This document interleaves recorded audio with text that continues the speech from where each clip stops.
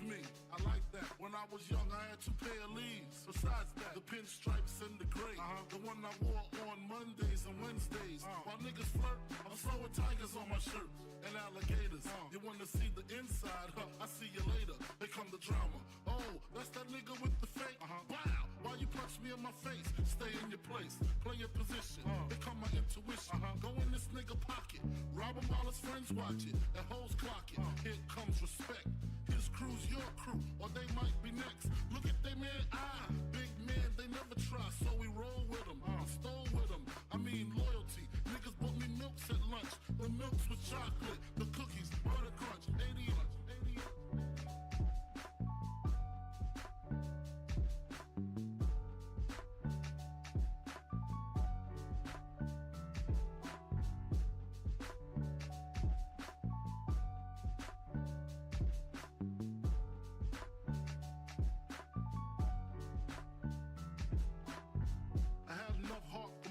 Long as I got stuff for most of them soft. Even when I was wrong, I got my point across. They depicted me the boss. Of course, my orange box cutter make the world go round. Plus I'm fucking bitches ain't my homegirls now. Start stacking, dabbled in crack, gun packing. Nickname Medina, made the scenes, took my Ninas. From gym class to in-glass, pass off for global. The only nigga with a mobile. Can't you see like total? Getting larger in waist and taste. Ain't no telling where this felon is heading. Just in case. Into encounter with my counterpart to how to burn the block apart. Break it down into sections.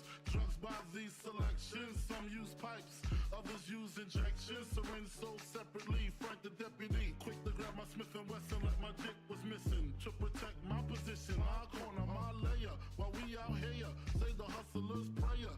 If the game shakes me or breaks me, I hope it makes me a better man.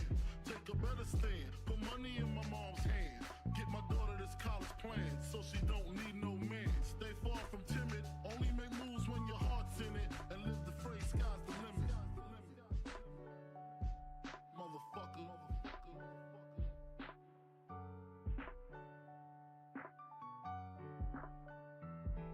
88.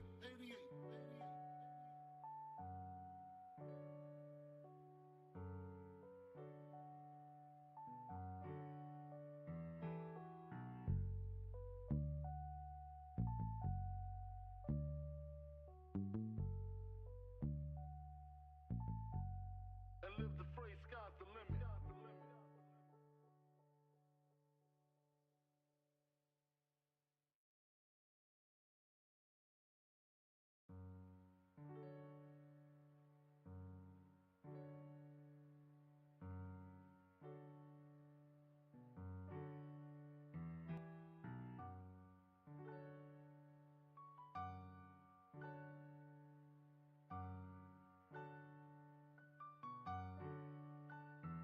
Take a better stand, put money in my mom's hand. Get my daughter this college plan, so she don't need no man. Stay far from timid, only make moves when your heart's in it. And live the phrase, sky's the limit.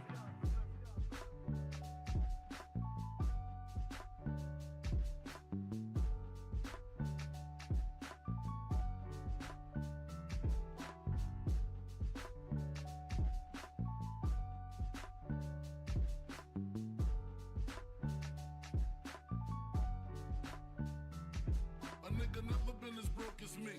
I like that. When I was young, I had 2 pair of leaves. Besides that, the pit is flirt.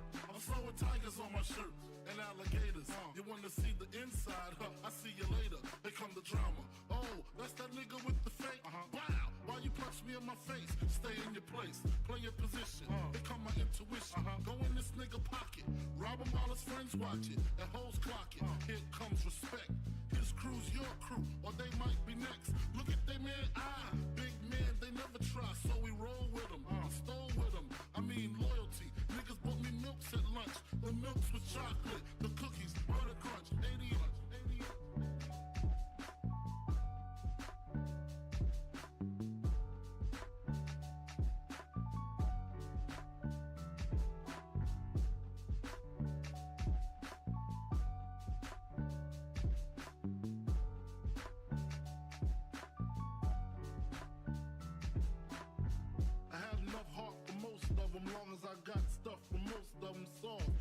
Even when I was wrong, I got my point across.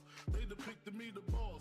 Of course, my orange box cutter make the world go round. Plus I'm fucking bitches ain't my homegirls now. Start stacking, dabbled in crack, gun packing. Nickname Medina, made the scenes, took my Ninas. From gym class to in-glass, pass off for global. The only nigga with a mobile.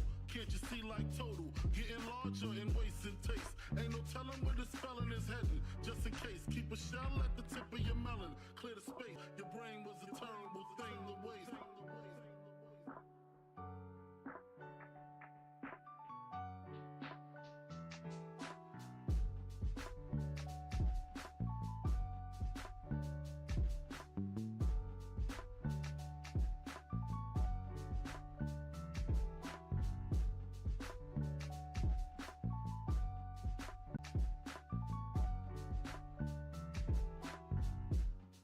Realizing to master enterprise and I ain't have to be in school by 10. I then began to encounter with my counterparts on how to burn the block apart. Break it down into sections. Drugs by these selections. Some use pipes, others use injections. Syringe sold separately. Frank the deputy, quick to grab my Smith & Wesson like my dick was missing. To protect my position, my corner, my layer. While we out here, say the hustler's prayer. If the game shakes me or breaks me, I hope it makes me a better man. Take a better stand, put money in my mom's hand. Get my daughter this college plan, so she don't need no man. Stay far from timid, only make moves when your heart's in it. And live the phrase, sky's the limit. Motherfucker.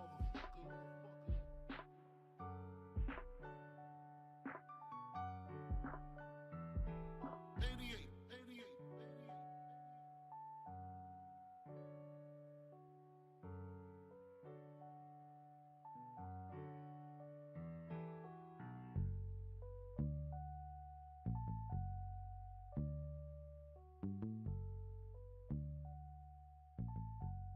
And live the phrase, sky's the limit.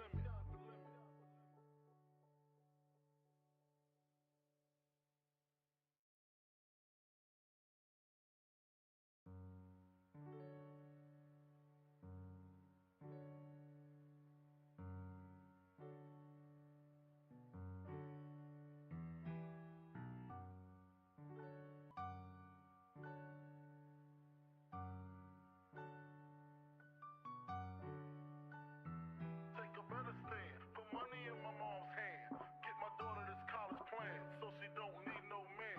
Stay far from timid, only make moves when your heart's in it. And live the phrase, sky's the limit.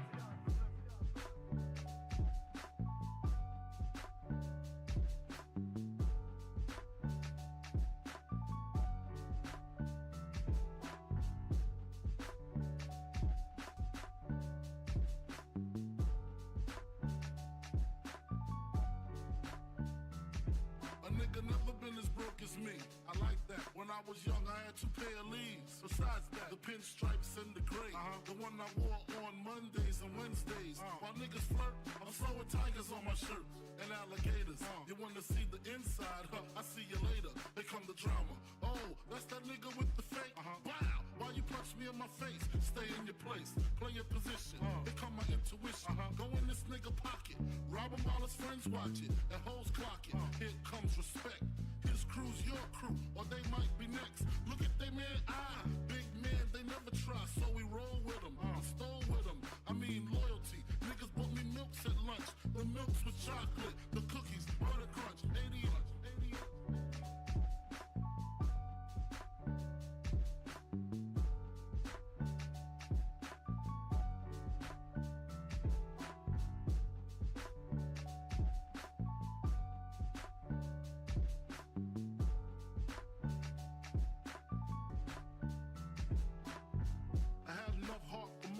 Long as I got stuff for most of. I was wrong, I got my point across.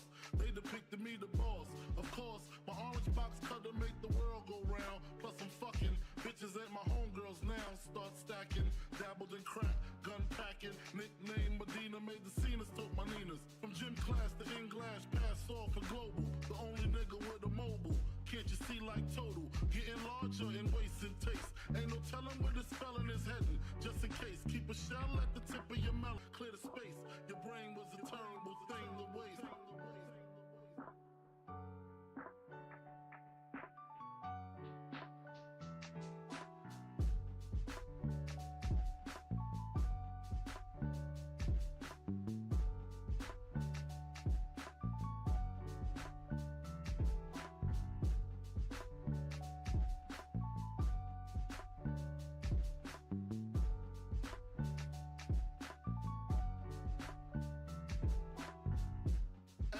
realizing to master enterprise, and I ain't have to be in school by 10.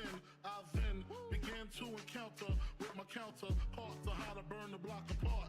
Break it down into sections. Drugs by these selections. Some use pipes, others use injections. Syringe sold separately. Frank the deputy, quick to grab my Smith and Wesson like my dick was missing to protect my position.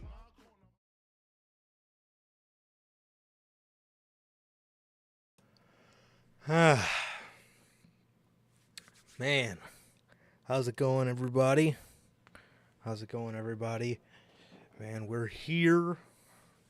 We're here, bro. We're here. Damn.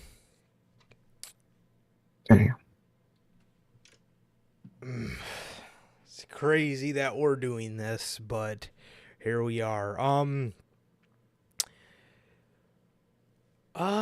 First and foremost, if I have any internet problems, don't be shocked, because we're kind of off to a shaky start.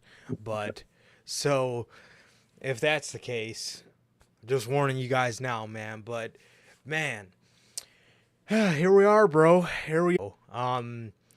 But after we hit the intro, after we hit the intro, I'm gonna let Sir K have the floor, so he can say what he's got to say, and then we are going to just talk about one of the most unique men, one of the craziest careers, one of the most up and down careers, man. We're going to talk about the negative. We're going to talk about the positive. We're going to talk about things we wish to see, things that we love to see, man. We're going to talk about the whole career of Windham Rotunda, man. This is his tribute show. Man.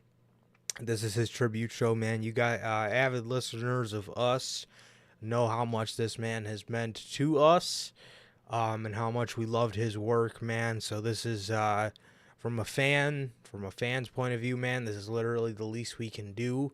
But yeah, man.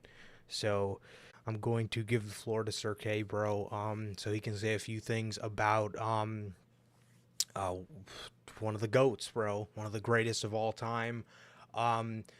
So what is going on, guys? We are back with yet again another edition of the Notorious podcast, another edition of Notorious Unscripted. This is a very different variation of it. This is what Unscripted was made for.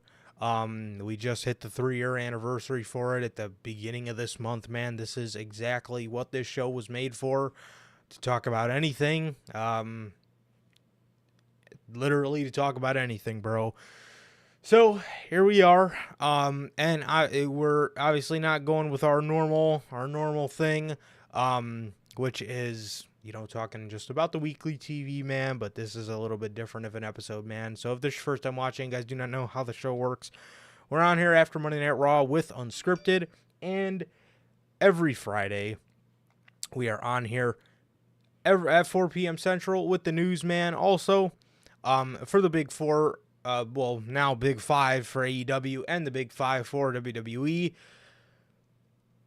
we are live directly afterwards with the official show review, man. Now, if you guys did miss this past Friday's edition of the news and All In predictions, and then if you guys did miss yesterday's edition of the All In 2023 review, full show review, man, you guys can now watch both of those on all platforms, man. Anchor words with the official show review, man.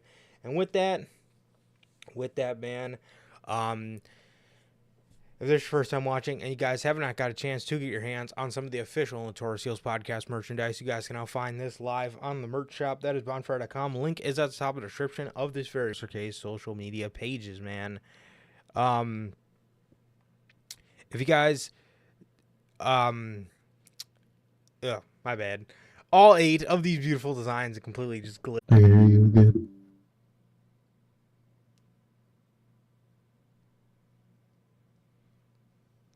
Okay. I think we're back. I knew it was coming.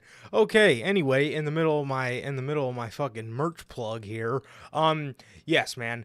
So you have the Chicago flag design, the Uncrowned Kings of the IWC, the Biggie inspired design, the base logo design, the best kept secret to the IWC, the Riddler inspired design. You have the Notorious World Order design. You got the Chicago flag design, which you see on your screen, and there's also the classic black and white and the Wolfpack red, the Grand Slam design, the Notorious scratch logo, and the only community that matters. And all 8 of these, plus more, are available for you guys live on the merch shop right now. Again, that is bonfire.com. Link is at the top of the description of this very video, man. Also, if this is your first time watching, and you guys do not know who we are here at the Notorious Heels Podcast, I am Johnny Mayhem, one half of the host of this very show. And as for the other half, we got my man Sir K here. How's it going, man? It's going good, man. It's going good. It was just a normal Monday, man. Back to it. Back to the everyday shit, man. And it was alright. It was an alright day, man. Yeah, we got All Out coming up. Certain people won't be able to be watched on that show. Oh man, I can't wait to talk about that on Friday. But it's interesting, man. It's interesting. All Out's gonna be another interesting All Out for AEW, man. But other than that, I'm good, man. Like Durante always asks, man, whether it comes later or in the replay, man. Life's good, the family's good. How's everybody doing in the live chat? How's everybody doing in the replay? And what about you, man? How are you doing? Yeah, man, I'm doing all right, bro. I'm doing all right. We had a pretty good show this weekend. Man. All in. That was awesome. Yeah, that was awesome. Just the weekend in general, man, it was very fun. Can't complain at all, bro. Can't complain at all. So, yeah. So it was nice, man. It was nice. Yeah, definitely. It's definitely just a bit weird, bro. It's been a bit weird, man. Yeah, it's been a bit weird, bro. Just I don't know. It's just one of those times, man, where it just feels like the world's fucking turned upside down. At least, yeah. I mean, man, it's crazy, bro. It's crazy, but yeah. There's definitely a lot to talk about, man, and we're about to get into all that. But other than that, aside from that, there is a lot of other fucking news in the wrestling world that is just something, dude. At this point, man. Good lord. So, man, it's absolutely insane, but we will get to that on Friday, man, because this night is it's all about Windham Rotunda, man. It's all about Windham Rotunda. Truly one of the GOATs. So I'm gonna turn the floor over to Sir K, so he can say a few words, man, because if there's anybody that I've been in the trenches with, fucking arguing, defending Windham Rotunda with, it's this man. Windham is in all honesty, man, probably a huge reason me and Sir K bonded over wrestling. Big time, man. Big time. Yeah, one of the bigger reasons, bro. So I'm gonna turn the mic over to you, man, because I know there's probably a lot you got to say, man. Tough, man. It's tough because I'm good with like dealing with death, like in my head. You know, to myself, I'm always good, but I never know what to say. You know, regarding like someone passing. I'm the complete opposite. That's so funny because like in my head, like overall, I can compose myself and I can understand. You know, life's not permanent. It's always going to come to an end, but no one's ever truly gone. You know, until until you're gone, because you'll always remember that man. So I'm always good with like thinking about it, but I just never know what to say, man. It's always so tough. But if I could say anything to Bray Wyatt, fuck. God, I hope it doesn't end up like Friday with me, man. But if I could say anything, man, it'd be thank you. Thank you for all you did, for all the ideas you came up with, and thank you for every character you played. And I hope he enjoyed it as much as I did, because I know we all know at points he didn't. But It's probably very hard. probably very hard too. But I hope he enjoyed his career as much as I did, man. And no matter, what negatives we'll talk about that happened to him in his career, I'll always look at it as in a positive light, and he'll always be one of the best people I've ever got to witness, man. And heart still goes out to the family, man. I can't imagine, man. I really can't. And thank you, man. Thank you. I never know what to say, man. But if I could say anything, it'd be thank you to Windham Rotunda, man. Absolutely, bro. Absolutely. Man. So, being a creator in this community, man, it gathering up all these pictures on this beautiful backdrop you see, man, it really, it gives you an amazing perspective to look back on everything. Just looking through all these pictures, man, it's just one, as you guys can tell, as you guys can tell, we just talked about it, but I talked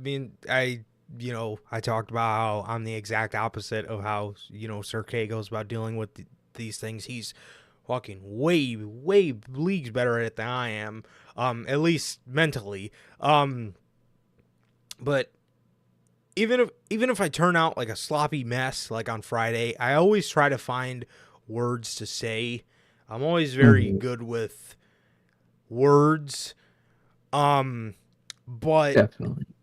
or at least I try to be. I probably sound like a blithering idiot, but No. but man, it's I'm horrible with death. Like, absolutely horrible. Like, God, like if there was a Mount Rushmore for people that fucking suck at dealing with death, I'm on it, all right? Like, I'm there. But I will say, man, just, creating things like this, man, it really just gives you an amazing perspective to just look back on a career that I enjoyed very dearly, and a career that was just very special to me. And I'm sure within the next hour or two we're gonna share a ton of life memories, and it's this is truly something special, man. This is truly something special. And I thought WWE did a tremendous job at capturing tributes for him. I love the way they booked SmackDown. I think it was a tremendous thing. I'm proud of them. I'm proud of everybody that knew him, that showed up there. Even the people that wanted to show up but couldn't make it, but sent out a video. Man, it's just it's an awesome thing to see. Even though it's a horrible thing to see, it's awesome to see everybody come together. But yeah, man, just what a special career, bro. What a special career. I remember I remember back in 2019, I wanted to get the Fiend mask tattooed on my hand. And who knows, man? Maybe that's still in the cards one day, or maybe I feel like at some point in my life there will be some sort of Wyatt tattoo inked on me somewhere, some sort of Wyatt logo. Um, Same. I definitely would want like at least something for every era, man. I really would like something like that. Like, you know me. That squid, man. That squid on that T-shirt. That would be an awesome tattoo to put somewhere. yeah. Oh yeah. Um, absolutely, bro. Absolutely. I would. Yeah. I've thought about a lot of things the past couple days, man. I thought about a lot of things. I thought about a lot of different cool ideas, man.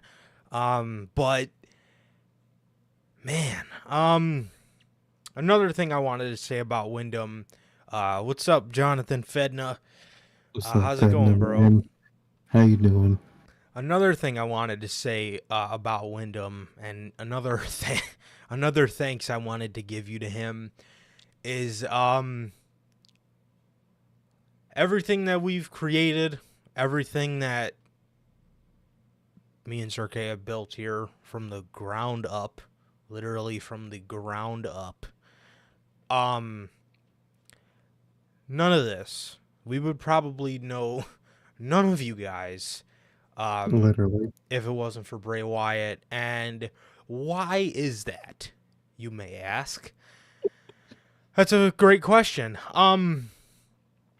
It was because of our passion for his work is a huge reason why we started this podcast, because I remember the day. I remember the day. I don't know the number of the date, but I remember that February day. That day that Super Showdown took place. I was sitting in the car, and I was on my phone. I went to Peacock, and I clicked Super Showdown, and I proceeded to watch probably like the worst 5 minutes in pro wrestling history, if you ask me. I watched a man's creation. I watched a man's hard work. I watched a man's passion all go down the drain. I watched WWE throw it down the fucking compactor like the House of Black did Billy Gunn's boots because of no reason. Because of no reason other than to spite Windham Rotunda. And I remember being so pissed. I remember being so pissed, and I remember Sergey being so pissed. And shortly after that, we started talking seriously about something that maybe we wanted to do with the creating a potential podcast. The next 2 months, we would start the production of it, and then Man. and then about a month and a half, for the next month and a half, we would start production on it, and then that would culminate to the end of that month and a half being the launch of episode 1. Man. Crazy thing, bro. I genuinely also want to thank Windham for always giving me inspiration to stay creative, to always try to reinvent, to always try to make things look better, to be a perfectionist. A lot of the way I am with my creativity, I've taken so much inspiration from him and how he's done things, because they said it to no end on Monday Night Raw, but every time they referred to him as the one-of-a-kind Bray Wyatt, and that is exactly what he was. So thank you for inspiring me endlessly to constantly make things better and be as sharp on the creative gene as I possibly can, man. And a lot of that I take great inspiration from Windham Rotunda. Incredible, man. Absolutely incredible. Truly, man. I'll always remember that day too. The day it sparked the podcast, man, the loss to Goldberg. I was in class, man. I was in my graphic design type class, and I just looked down on my phone and I got that fucking notification, man. Goldberg beats the Fiend and wins the Universal title at Super Showdown or whatever the Saudi show was called. Man, that was the moment that I gave up on the company, man. That was the moment I never trusted them again. And for the most part, I still don't. I trusted them at like 2 points since then, but ever since then, man, that was the line in the sand, man. I just fucking dropped my head and just. I wasn't even mad at that point. I was just defeated. It's like, again, it happened again, man. And now we're here, man. Cut to fucking three and a half years later, and look where we're at, man. It's crazy to think, because of the way WWE never knew how to book this, man.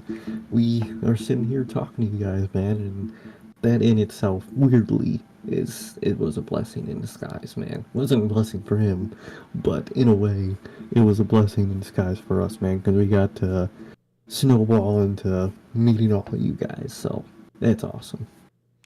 It is, bro. It is. And that is just a testament to show how much his career means for Kay. Absolutely.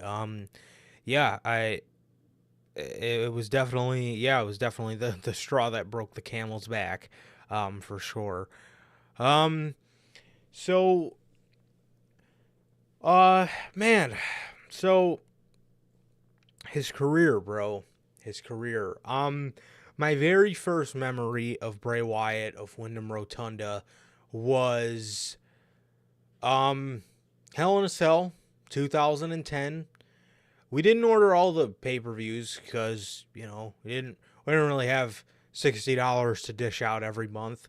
But for some reason, we ordered, my dad ordered for me Hell in a Cell 2010, and I think I was about 9. I was like 9 years old. I was like 8 years old, about to turn 9. I was like 8 years old, about to turn 9, and or something around that ballpark, and we bought the pay-per-view because of one match in particular that everybody wanted to see. John Cena versus Wade Barrett. If Cena won, then the Nexus was done, and if Barrett won, then Cena had to join the Nexus. And my first memory of Bray Wyatt, was the spot in the match where Michael McGillicuddy runs under the rope and the ref stops him. Cena gets incredibly scared for some reason of what people thought at the time was just a normal fan. And as he was distracted, he got hit with a pipe from a man that we would come to know as Husky Harris. And I hated his guts because he costed John Cena the match, and being a little 8-year-old boy, oh man, that ticked me off, bro. And it's so crazy at the time, man. Like if somebody would have told me, bro, like dude, like that guy that just hit John Cena with that pipe is going to be on your same Mount Rushmore that John Cena's face is on, I would have told you were lying. Little 9-year-old me, 8-year-old me would have told you were a fucking liar. And for the rest of his time in WWE in 2011, he was with the New Nexus, and then he was written off of television. For the rest of that time, I carried that beef over, and I hated that man because he cost John Cena the match. So that's my very first memory of Bray Wyatt. Do you remember the first time, or at least around that time when you started, and what drew you to him, man? Because I know you didn't have to live through the Husky Harris era like I did, but what drew you to him, and do you have any first memory of Bray Wyatt? I might have seen him before this with one of the things you were showing me at the time because you were getting me into it. But I don't. But the first thing I remember, and I have a terrible memory, by the way, guys. Like I'm gonna have dementia when I'm an old man. I already know it. I think I probably got it now. Can't remember shit. But so I might have saw him before this, but I think the first memory I remember now of me seeing him, was that cinematic match with the Wyatt family and the New Day. That is the first time I really remember watching, him. Because I know I've seen, stuff of them before that because I was engaged in the match, but I couldn't tell you specifically what, man. But I remember that match, man. I remember they were in that fucking field, surrounded by all the cars with their headlights on, and it was just fucking awesome, man. Man, we'll talk about it when we get to, that part of his career, but dude, just the legitness of just them just all being in a field surrounded by a bunch of fucking junkyard cars with their headlights turned on fighting. It was awesome, man. It was awesome. It caught the vibe that Bray Wyatt had at that time, that he had through that era, that just always stuck with me, man. Just it was just legit, man, and I just loved it, man. I was hooked, man. That and his theme song. I think you showed me the theme song before I've ever seen, anything Wyatt at that point. And to this day, that's my favorite theme song of his. And that theme song alone, it helped me become a fan, man. So it's crazy to see, but I think that was my first memory of Bray Wyatt, man. I think it was that. Yeah, that's awesome, man. That's awesome. The Wyatt family compound, bro. Yep. So, my first, so when I my first memory of Bray Wyatt, so I did not watch. I feel like every wrestling fan gets turned away from the product at some point, and you stop watching for a couple years. I stopped from like 2014 to 2015, and the day I got back into wrestling, I remember that day very specifically. Um, I was sitting in my bedroom, and it was like 5 in the morning, 6 in the morning, something like that. Obviously, if you guys can't tell, I'm a night owl. So I was sitting up, and the night before, my buddy gave me WWE 2K16 on the PS4 to he gave it to me to borrow it, so I had been playing it. I was playing it with him mainly, but then he let me borrow it and take it home and stuff, so I was playing it, and I was sitting up, and I was like, man, WWE's cool and all, but none of my guys are here anymore. And the guys I was talking about was Cena. I think he had been injured at that point, so he was still around, but he was injured. Jeff Hardy, obviously grew up huge Jeff Hardy fan, and CM Punk. Yeah, I don't know, man. Well, it was pretty early in the morning, so I think we all know what was going on there.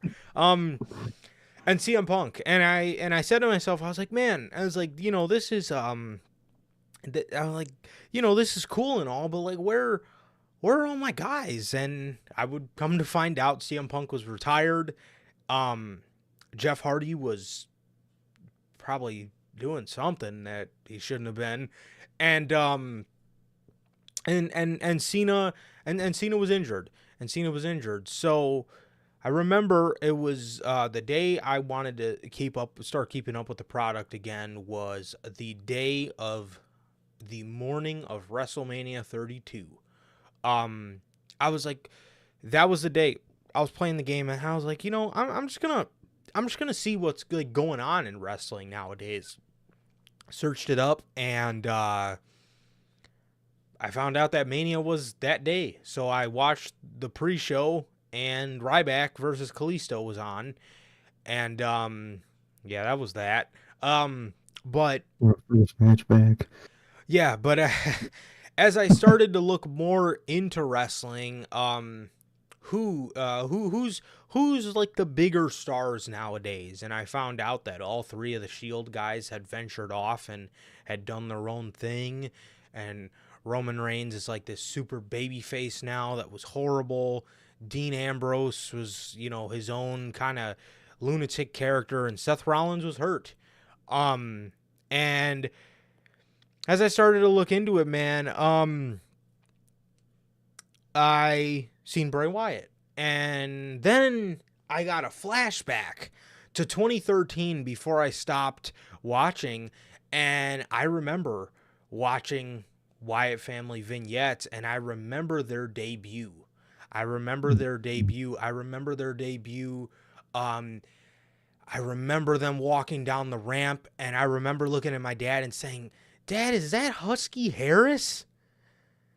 And the lights came back on, and it was Husky Harris, and the crowd let him know that they knew that was Husky Harris, and the crowd was chanting Husky Harris, and I said to myself, "Oh my God, Husky Harris ended up becoming like a cool fucking guy in this company." And I started looking into the Wyatt family and watching all these old promos and watching this just cult like nature of the group, and I was hooked. And he was easily my favorite current WWE superstar.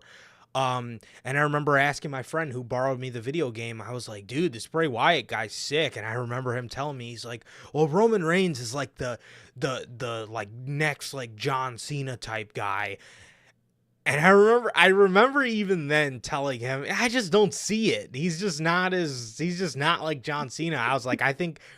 I told him, I was like, "I just like this guy, Bray Wyatt, way better." I was like, not that he's the next John Cena, but I just dig him way more than I dig Roman Reigns. I think he's like the next Undertaker type guy. And man, it was so cool getting back into wrestling and just seeing like as a wrestling fan, one thing you love is to like see somebody progress. And I just remember when I seen Bray, I just remember having that flashback, and I remember to this day telling myself, I'm like, "Oh my God, Husky Harris became like a huge fucking star." And he's like cool as fuck. Like, who would have ever thought, man? And I was hooked, man. And I was hooked going back and watching the years of his career that I missed. Some of the best, like I said, he debuted right. I got out of it in 2014, so he was there in 2013, like right as I had kind of gotten out of wrestling, man. And it was just so cool, even though I missed those years, to just see like, man, here we are 3 years later, and this guy's a huge star. And seeing his stuff with Bryan, and going back and watching his old matches, and just seeing his vibe and the introduction to Braun Strowman. And I cannot stress enough, dude, those OG Wyatt family promos, I still go back and watch those things to this fucking day. They are so good. But that is that's like my first memory of getting hooked back into wrestling. Bray Wyatt, dude, he was at the forefront of all of it, and I just remember just being so shocked that like this is like Husky Harris was so fucking cool nowadays. Like I said, I'll never forget saying to myself, "Oh my God, Husky Harris is a huge fucking star nowadays." And it was an awesome thing to see. Hell yeah. So I also remember too when my channel used to go by the old moniker, man. I remember on WWE 2K16, I remember right as I gotten, back into it, I remember doing an episode of Universe Mode where I was just on there and I just had all these custom rosters and stuff. And I remember I was live streaming it, and somebody put in my comment section, do you think Bray Wyatt is the new Undertaker? And I remember stressing to the guy, I can't remember who he was at all, but I remember stressing to him that Bray is not the next Undertaker, and I think he's wildly different from the Undertaker. I remember telling him, I said, if he's in the category of like he's the next scary guy, then I think he's the next Undertaker, but I don't see a reason to compare him to the Undertaker at all. The characters are vastly different. So obviously, so I man, like the memories like that. I remember that was a whole episode, dude, just talking Bray Wyatt. So cool, man. The look, the Hawaiian shirt, the fucking Rowan and Harper. Eventually Strowman, even though Strowman wasn't that good, the look of the group was just so cool, man. It was so cool. It was these fucking backwoods hillbillies. And the other two follow by his command, or the other three follow by his command, and this guy's just a fucking this guy's a cult leader, man. He's a preacher. He's constantly preaching. He's and it just so happened, dude, like it wasn't even really so much of preaching, dude. Like a lot of things, like I said it on Friday, man, but a lot of things that Bray Wyatt spoke are nothing but the truth. Hell yeah, man. Hell yeah, dude. Man, that character was something else, man. Just the way he would talk, man, how he would abbreviate everything and how his accent went into it. It was awesome, man. It was awesome. The group vibe was just all there, man. Just, I know I'm gonna say this word a lot on this fucking episode, but legit, it was the perfect way to describe it. That's how it felt, man. They would just go in woods, go in a small town, and just film. Oh. And that shit was dope, man. That shit was dope. All those original promos where there's just cuts of him fucking standing on a log and a bunch of random people are just listening to him, of Rowan walking through the woods with the mask.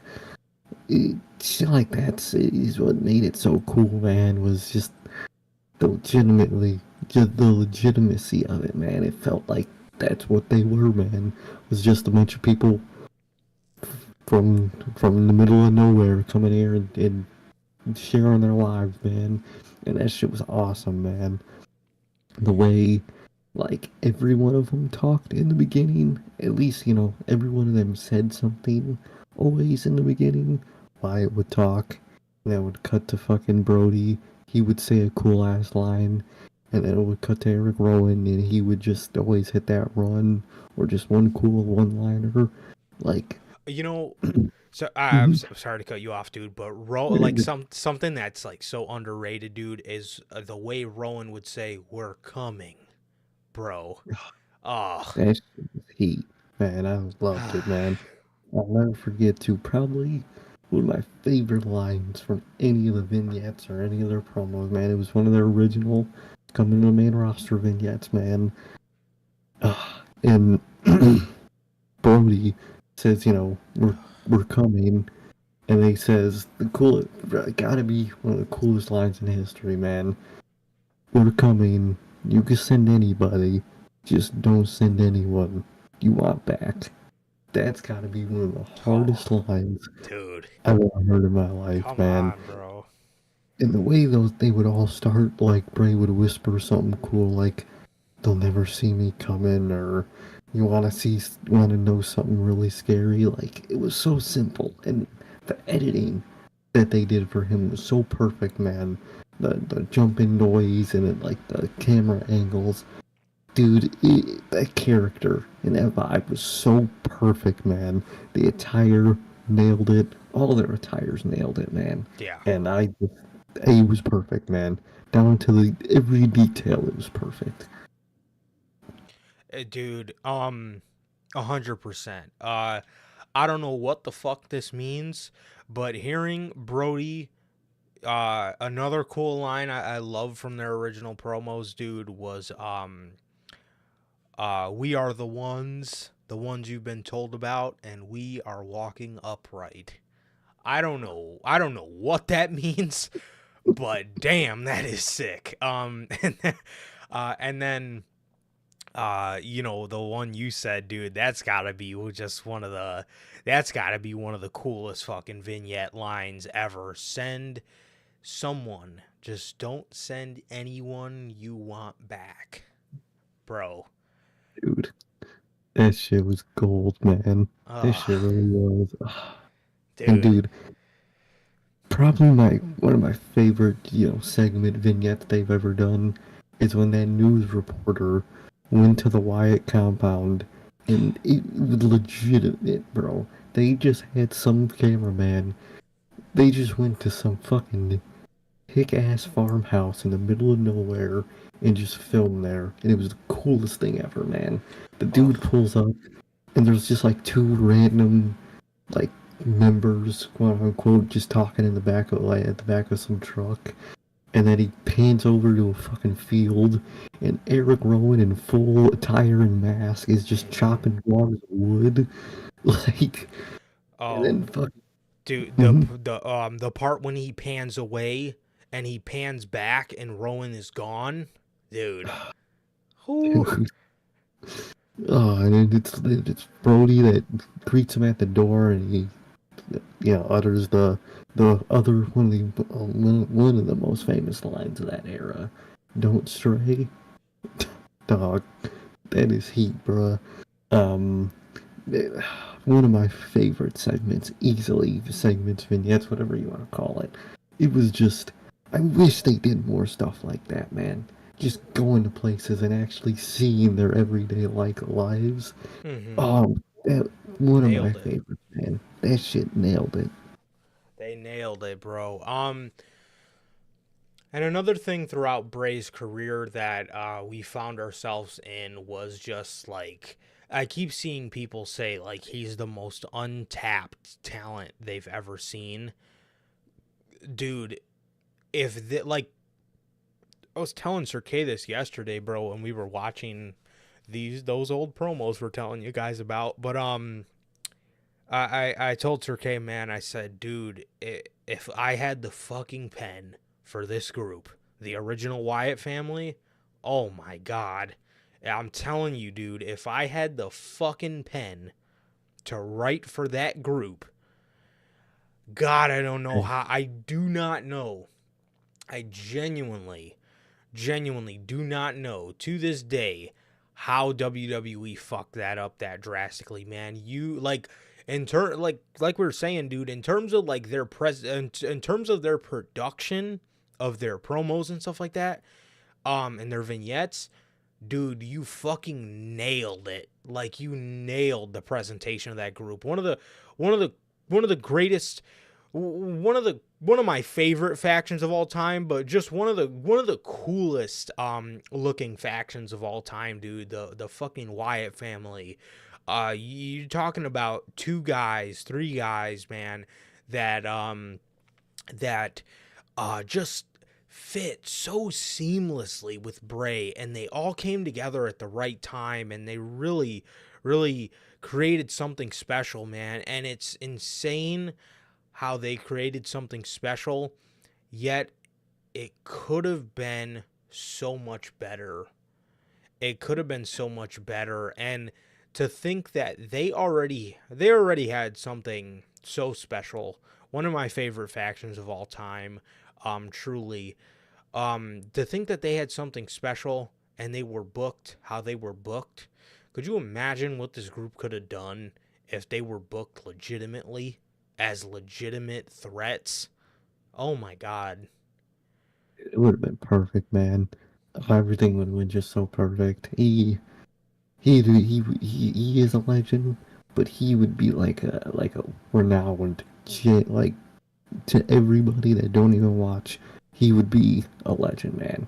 That Yeah. shit. Not saying he isn't, because he is, but he'd even be just on a different level, man. If they knew what they were doing with the level of talent and ideas and creativity that man had.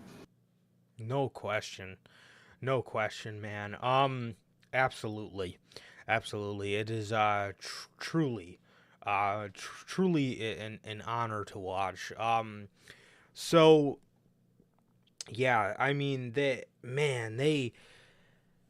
mishandling of the Wyatt family has genuinely got to be one of the biggest fuck ups in WWE history, man. I mean, the money, I mean the money you left on the table to spite Windham is fucking insane.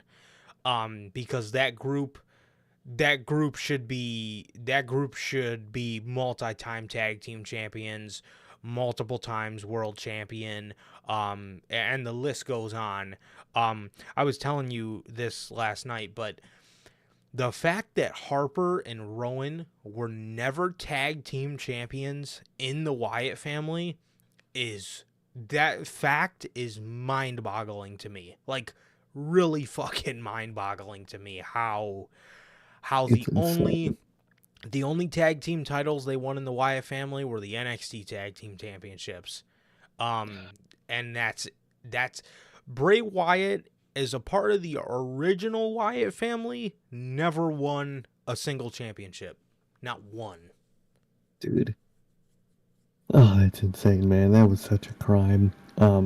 The misuse of them is insane. And I wish I could just see a world where they were treated right, and how they could have evolved within the group and within that story, man. I would love to see it. Yeah. Oh my god. Oh god, it would have been amazing, dude. It would have been amazing. You could have had Harper and Rowan running the tag team division, or at least a huge part of it. Then, once once they've had a couple tag team title reigns under their belt and stuff like that, Harper, fucking Mhm. Brody Lee. I mean, just talk about one of the most incredible performers ever. One of the most one of the most underrated performers ever. Um, you can introduce Braun Strowman into the mix, and then you can have Harper branch off and go do the IC title run like he ended up doing anyway. It would have been amazing. It would have been amazing, and it all fit. It all fit, man. It all made sense. Uh, it all made sense to do it like that. Like I said, being that Harper was one of the most underrated talents ever. You could have, and then obviously who's not to say, Bray. Was Yeah. absolutely world champion material. From the years of 2013 to 2016. Um, Obviously, maybe 2013 maybe would have been a little bit too early, but I mean, by the time we got to 2015, 2016, even 2014, if you really wanted to, um, he was absolutely world champion material. At one point, dude, in 2014, he was the Money in the Bank fan favorite. Well, actually, no. No, it wasn't the Money in the Bank match. I think, was it just a ladder match? I don't know. Oh yeah, it was a ladder match because Brian got hurt, so he had to relinquish the championships, man. And I think Wyatt was in the match that I think he was in that match for the World Heavyweight Championship, and a lot of people wanted him to take the titles. I believe it was Yeah. either that or he was a Money in the Bank fan favorite for that year. Um, Man, dude, in my original pick fed on my old channel, I had Bray win the Money in the Bank ladder match because it was always one of my favorite fantasies to kind of book. It was one of my favorite things to fantasy book. Um, Him with the briefcase, knowing he has the world in his hands. No pun intended. Well, actually, pun intended. Knowing he had the world in his hands, and that he can use it whenever he wants, and get that world championship, dude. God, that would have been something awesome that they really, I think, should have done sometime throughout his career. Oh yeah, man, dude, imagine he's able to customize it and it was just like some rusty ass, just broken suitcase. Oh, it would have been so like that custom world title he made that he never got used. Dude, that shit would just be perfect, man. And he, like you said, he could always talk about how he has, the whole world in his hands. He's got the key to the whole world in his hands, man. And it'd just be Yeah. perfect, man. Damn. Another thing with those old Wyatt family vignettes, bro, dude, the little like jingles he would sing, Oh, everywhere that Mary went, the lamb was sure to go. Bro, one of my favorites. He's got the whole world in his hands, the most famous one. Amazing. Hey, how's it going, Clint? What's going on, man? what's up, man? Um, man, it's just crazy, bro. Crazy that they missed the mark on a lot of stuff with him, man. But dude, it's it's as fans, dude, we never gave up on him, bro, and we never blamed him, and we never we were always going to bat for Bray, man. We were always going to bat for him, and we were constantly just wanting things to get better because we understood that he had a vision, and we trusted him more than probably any other wrestler in history with their vision. Man. It's insane, man. It's insane. The career of the man, and how they could have capitalized on it way more than they did, man. And I just wish I could see a world where they did, man. I really wish, because it would have just been perfect, man. Not saying it wasn't, but because in my memory it'll always be perfect, man. But it could have been even more perfect, man. Yeah. Seriously. 2014 was an amazing year for Bray Wyatt. Yeah. Bryan turned on the Wyatt family in one of Raw's greatest segments ever. The Puppet Master, Bryan Danielson, Daniel Bryan. He joined the Wyatt family. WWE was going to drag this out till Mania. Fans at Michigan State were doing the yes chant, so they wanted to give it right back to fucking Bryan. So they snubbed him from the Wyatt family. Either way, this WrestleMania seemed doomed for Bray Wyatt. Either he was going to get humiliated and Bryan was going to turn on the family at WrestleMania, or what actually happened, and that was the John Cena feud, and we'll get into that in just a second. But regardless, the Bryan turn was amazing. Man. And Bray found him, picked him up after being outcasted, just like they were, and letting him join the family, bro. And it was a really cool thing, man. This would lead to their Royal Rumble match, which a lot of people think is the greatest Bray Wyatt match ever. And I probably would agree with them on that. Tenfold. Truly, man. Truly, it really was. My favorite version of the Bray Wyatt character, man. And man, was it just perfect, man. It really was, man. Just everything he did, he knew what he was doing, man. He really did. And I wish we got to see more of it, man. And we obviously didn't, and obviously things evolve and change, and that's always a good thing, man. You don't want to stay the same thing forever, man. But man, well, I always cherish that character forever. Dude, no question. After this match, they would start their brief but epic feud with The Shield. One of the greatest six-man tags that WWE has ever put on, that they've ever produced.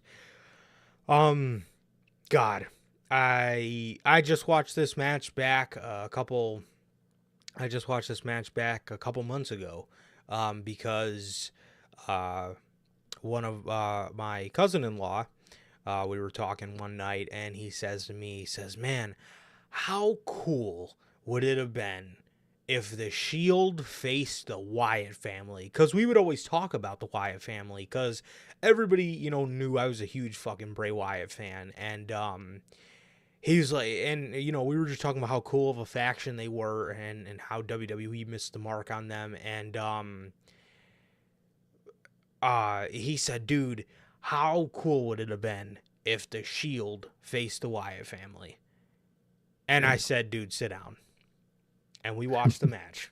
And it never gets old. I'll never forget the segment before the match where the Wyatts did nothing.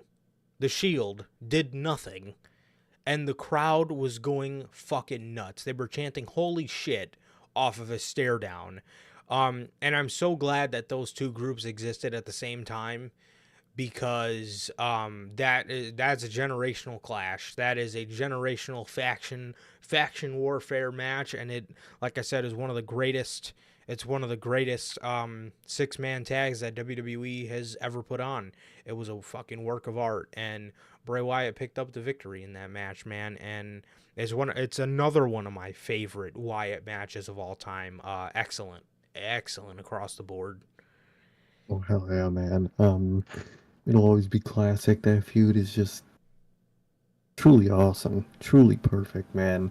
And what a time, man. Two of easily some of the best factions ever at the same time facing each other, man. You can't get more legendary than that, man. Yeah, man. Right after this, literally the same night, they defeated the Shield.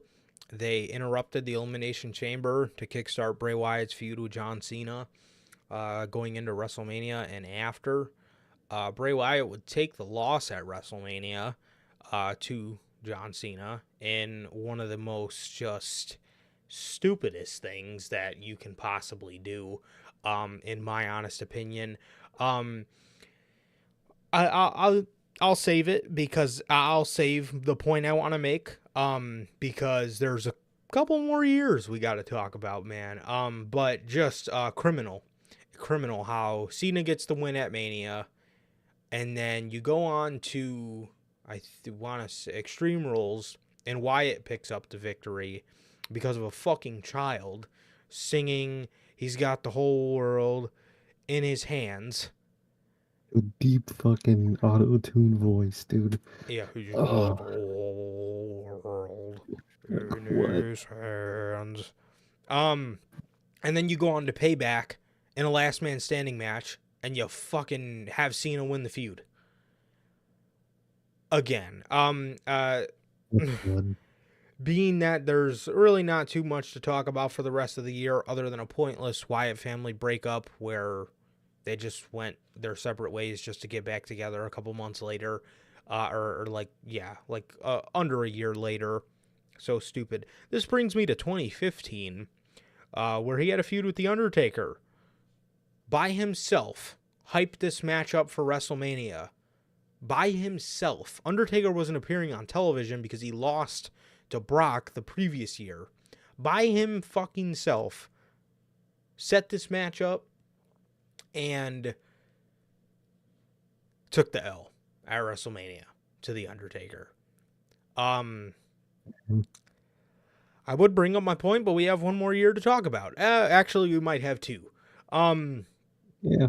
Well, the next year at WrestleMania, he was in a segment with The Rock where The Rock briefly put him over. He said he's got it all. He's got this and that. He's got the charisma. The fans love him. Every time he comes out there, all the fans throw up the fireflies, da-da-da-da-da. And then he proceeded to have a 8-second match with Eric Rowan at WrestleMania and make fun of them for being inbred and make fun of them for being hillbillies. And they sent Bray Wyatt out there to do that. And the next year at WrestleMania, he would lose the feud. He would lose the WWE title at WrestleMania to Randy Orton.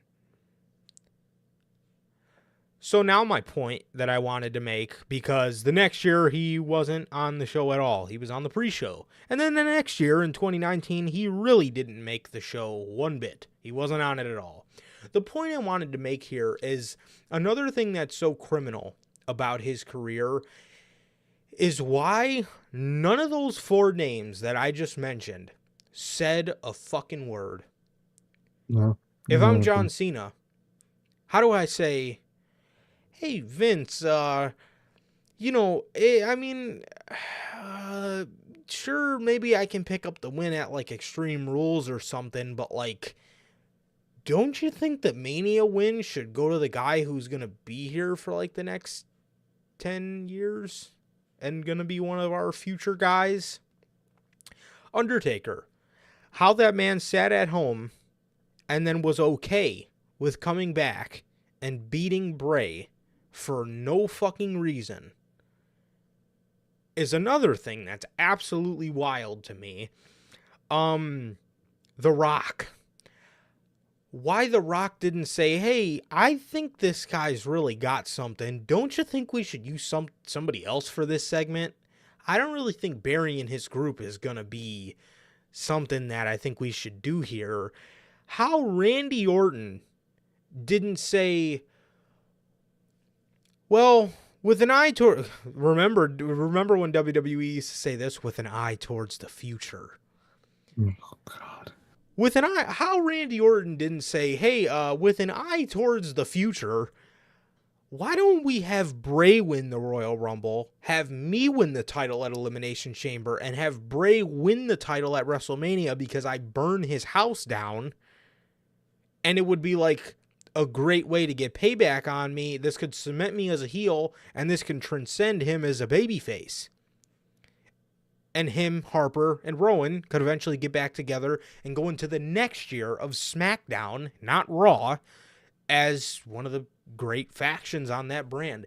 How nobody said anything and was just okay with this is it's a huge crime in this business. It is one of the biggest crimes of the entire industry as a whole, if you ask me.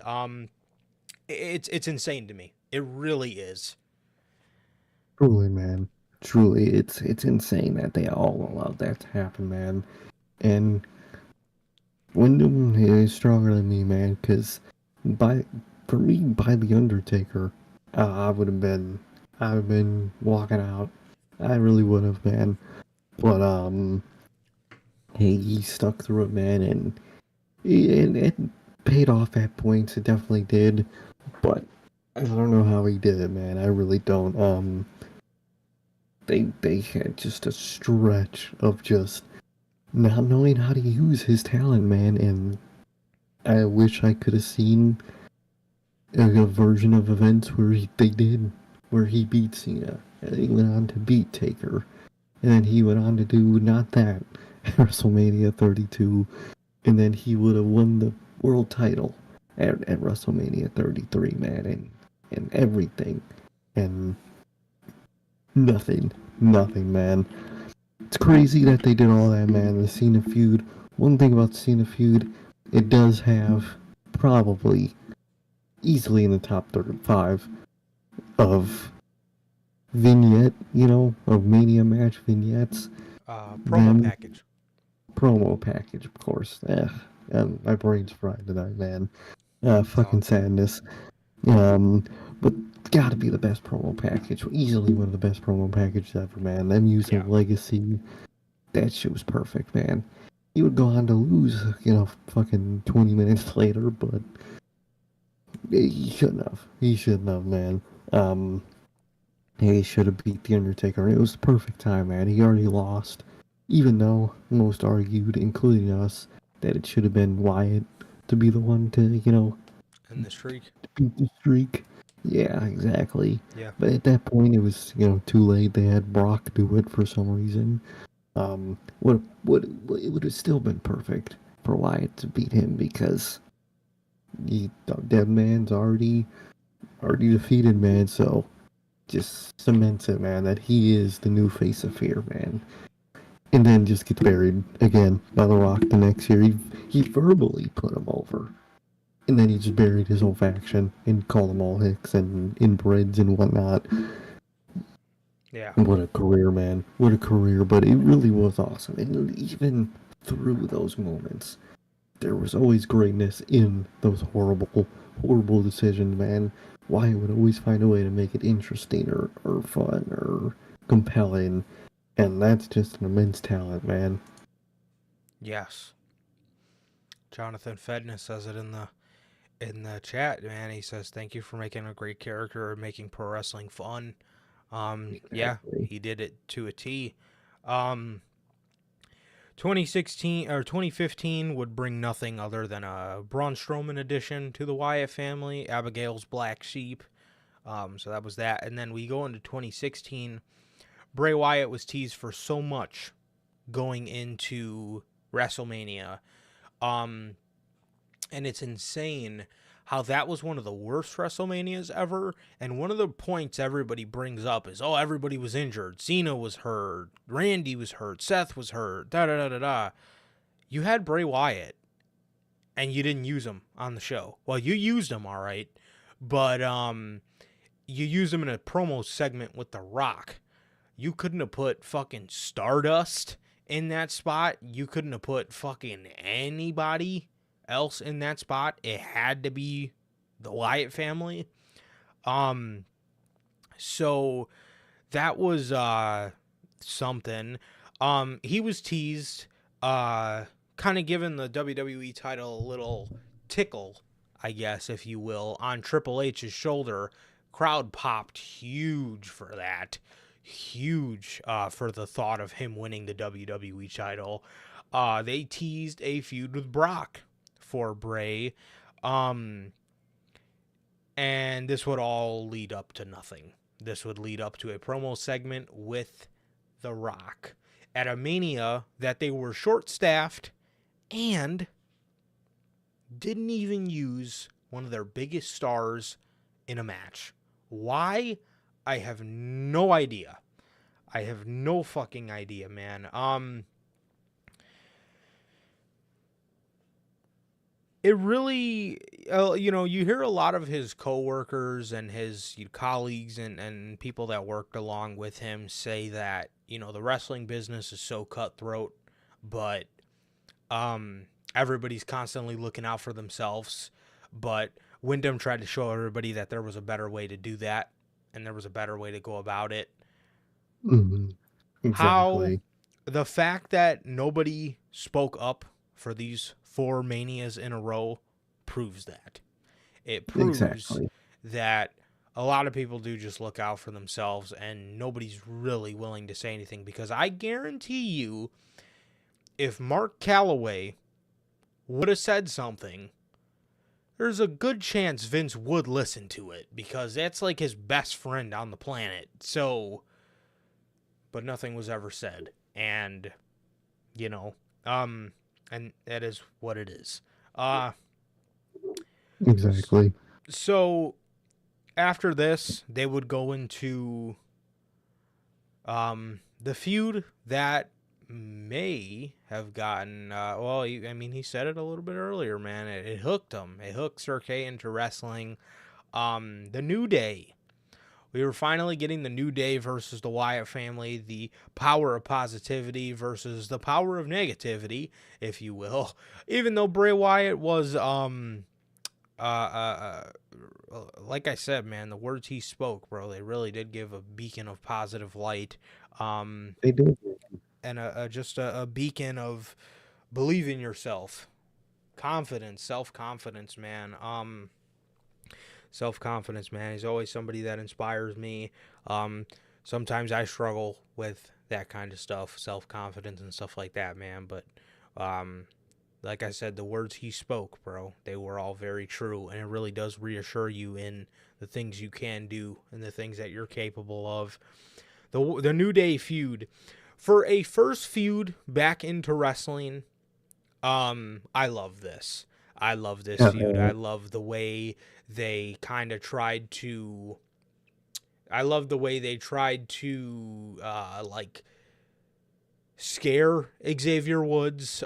Meanwhile, the other guys were joking around and being the New Day, and Xavier Woods was kind of the one like, "Hey, I think we should take these guys seriously. I don't think they're really anything to mess around with." I loved it. The Wyatt family compound. Say what you want about it. I'm sure people hate it, but I actually really enjoyed it. I thought it was really cool. I thought it was done well. I love at the end of the fight when the New Day go back for seconds and you see all the fireflies. You see all the, I guess, people in the Wyatt family that we never seen. We see the whole family come out and it's a fucking army of people. And the New Day retreated, bro. It was an amazing thing, man. The feud got cut short because of the brand split. But yeah, this was awesome, man. This was awesome. And yeah, I loved it, bro. The Wyatt family won this feud. The Wyatt family won this feud, and it was an awesome thing. It was an awesome thing to see, man. It really was. Truly, man. Truly awesome. It was such a dynamic, man. Xavier Woods taking him seriously, and then Wyatt kept wanting him to join him and kept trying to lure him over. And then it obviously didn't happen, but it was just an awesome dynamic, man. I love when Wyatt would try to lure someone into the faction with him. The compound match was one of the things that got me into wrestling. It's one of my first memory of Bray Wyatt. Probably not the first time I saw him, but, you know, obviously, like I said earlier, the first thing I remember now.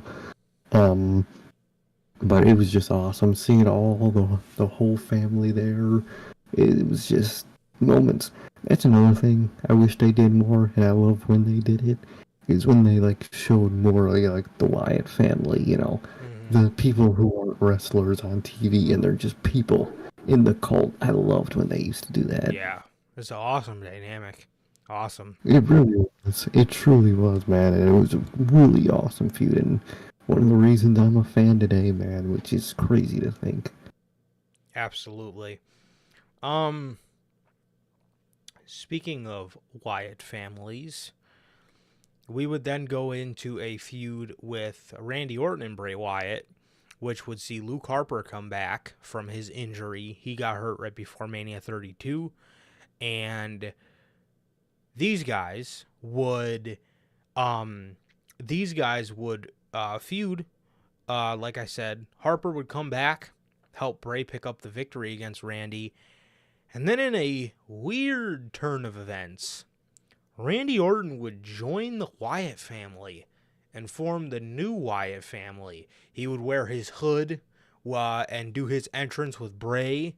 And it was a fucking awesome thing, man.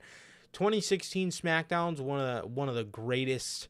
If you, in my opinion, from the SmackDown that I've watched, that's the greatest era of SmackDown that I've ever seen. Just so much special shit was happening around there. AJ Styles and John Cena. Dolph Ziggler had a fucking career resurgence. Bray Wyatt and the new Wyatt family. American Alpha, dude. The Usos just fresh off turning heel, bro. I mean, it was something special, man. It was something special, and you had to be there to really be a part of it. The Miz, who's my favorite Intercontinental Champion of all time because of that time period, man. SmackDown was a joy to watch every week. It was really just something so special. From the top of the card to the bottom, you got really solid stuff throughout all of it. And Ryan Ward and Triple H did a tremendous job. They did a tremendous job during that time period. The new Wyatt family would bring Bray Wyatt's first set of championships in the WWE. the SmackDown Tag Team Championships when they defeated Heath Slater and Rhino at TLC 2016 to win the SmackDown Tag Team Championships, man. Bray, I'll never forget when he won the match. He put his title over Brody's shoulder, and Randy did the other one. Perfect, man. Loved the way they did it, man. I loved that story, man. Seeing Orton roll with him, man, it was really fucking awesome, man. Loved that dynamic, and I about up until after Mania, it was awesome, and it was just the vibe, and then winning the titles. It's shit that was long overdue, and when we finally got it, it was awesome. It really was. No question, man. They wouldn't hold the titles for long. They would drop them at the end of that month, which I believe was like 3 weeks. But then this would immediately go into 2017, man. Another one. Wyatt's, I definitely think this could be one of Wyatt's just roller coaster years. I mean, we started at an all-time high, and by the end of it, it was at a low. Maybe not an all-time low, but a low. Elimination Chamber 2017. I'll never forget it, bro. I'll never forget these words, man. I'll never forget these words, but phenomenal forearm. Oh, it's blocked by Wyatt. Sister Abigail. And that was the last words before he was the WWE champion, man. And after those words were spoke, Morrow was on the call, and I'll never forget him saying those words, man. I'll never forget putting the picture of him with the WWE championship as my lock screen, showing all my wrestling fan buddies at school. Just, I'll never forget it. I'll never fucking forget it, man. You see the screen you see the picture right above Sir K's head, but it's just a picture of him holding the WWE championship and pointing at the Mania sign, and just seeing just the joy on his face, and seeing the crowd just rejoice. Everybody was on their feet, man. And just watching this man finally get what he deserved, and that was the WWE championship. He did a promo after the first promo after winning the WWE championship. I remember I would put one day, maybe I'll pull it out and find it for you guys, man, but it may still be at my mom's house, but I used to just like draw pictures when I was in high school, and I would put them up on my wall, and I would do like lines in promos that spoke to me for whatever reason, and I remember specifically from this promo, the first promo after he won the WWE championship, I had it up on my wall. I'll never forget the line, walk by my side and I will lead you to paradise. Stand in my way and you'll burn in the fire. I love that line. It was so sick. I put it up on my wall. I put it up on my wall, man. And yeah, I don't know. I don't know why that spoke to me so much. I guess I don't know, man. I don't know. I don't know what it was, man. Maybe just, I don't know why it spoke to me, but it did. Maybe just, I guess, I don't know. Just, I don't know, man. Just, I don't know. Maybe, I guess it was like a way,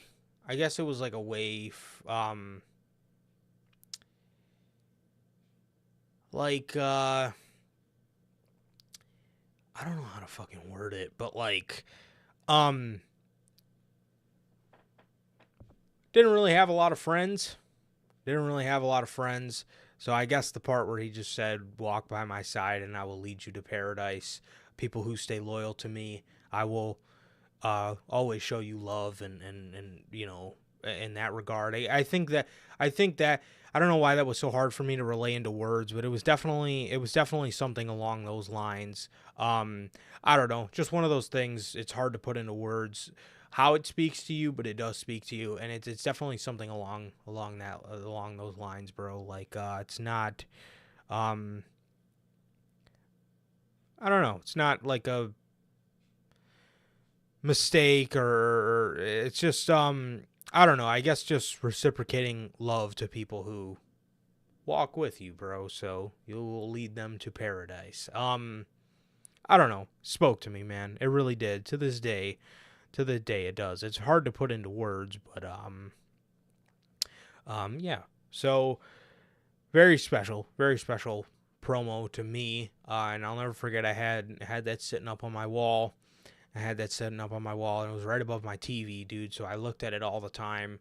Um, But what a special night. I'll never forget being in the PlayStation party with Sir K, and I remember when that three count hit, I remember just being silent and just overjoyed with happiness. I think my eyes even started watering. Um, I was just I couldn't believe it. I couldn't believe he finally became WWE champion, but he did, and it was one of my favorite WWE moments of all time. Hell yeah, bro. Hell yeah. It was literally perfect, man. The way he won it is just fucking awesome. The way he celebrated, the my favorite picture of it is when he was on his knees holding it up, man. That shit was just perfect, man. It had the smile on his face. Oh, it was awesome, man. It was awesome. Perfect, long overdue, man. And it was just a a celebration, man. It was truly an amazing moment, man. In that promo afterwards, I always loved, man. My favorite line. I don't know why this line always stuck with me, but I always just loved it, and I quote it in my head all the time when I think about shit that are tough, man. But when he said, she never said that it would be easy.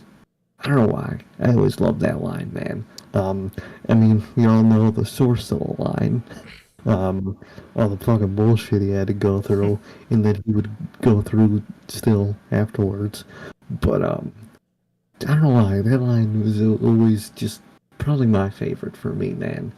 I love the reference to Abigail, and in a real life setting. I mean, it's never easy, man, and she says it, man, and it's I don't know why. I just love that line. But mhm. Okay. Oh, I was gonna say, dude, it's like those things in Wyatt promos, man. It's like it means it means something, and you can fully calculate what it means to you in your head, dude. But it's just hard to put it into words. But it really does. It really is sometimes the most random lines, and it just and it speaks to you for some reason, bro. Like like the one I just said, or like the part of the promo you just said. Same promo, man, but it just a lot of the things he said, man, just spoke to you, bro. Exactly, man. Exactly. It really did, and it was just truly awesome, man. And everything about that moment afterwards, just the atmosphere of that promo was just unmatched, man. It was one of those things that finally happened, and it was awesome, man. Everybody loved it, man. Absolutely, dude. Absolutely. This will bring them to the House of Horrors match, where Randy Orton or Bray Wyatt won, but Randy Yeah. Orton was so devious here. He threw a fucking refrigerator on Windham's back. And then he ended up winning the feud. He took the feud continues. It's not just 2017. We will revisit this in another 4 years. We'll get there. Um, Earned twice. he would move to Raw. WWE was supposed to move AJ Styles to Monday Night Raw. Last minute call. They want to move Bray to Raw. One of the worst decisions they could have possibly ever made. Dude, God, this breaking up that drastically breaking up that 2016 SmackDown crew, like their big names that they had, they could have easily went another year with the same people on that roster. Easily. 100%. Oh yeah. Yes. That 9-month reign that Jinder Mahal got should have been Bray Wyatt's reign. It should have fucking been Bray Wyatt's reign. He should have had those 9 months with the championship or however long it was, but it absolutely should have been Bray Wyatt's reign. No fucking doubt in my mind it should have been him. And it sucks, but they would move him to Raw to do absolutely nothing. Absolutely Don't remember nothing. much of what he did. He would I get really into don't. he would get into a feud with the Demon. The Demon would beat him at that year's SummerSlam. Then he was gonna dress in drag and be Sister Abigail and fight the Demon. He got sick. Fuck, that would have been. Oh, dude, and the Demon we were gonna get was trash too. Pumpkin Oh, that would have been. Oh. That shit looked like ass, bro. I am so glad we didn't get that shit. Yeah, I'm right there with you, bro. I can't say any of those Sister Abigail promos speak to me. The ones where they put that fucking squeaky little voice on there to sound. Oh my god. He even had that fucking veil over his head. Oh, why would they? Who made that man do that? I swear to God, dude. I swear to fucking God. Bray got sick, and when he came back, he started a feud with broken Matt Hardy. Another thing, that's a whole nother episode, what fucking could have happened with him in WWE. Him and Matt Hardy would feud. In March of 2018, this would lead them to the Ultimate Deletion. The Ultimate Deletion, man. I love this. I love the Ultimate Deletion. I thought it was very good. Yeah.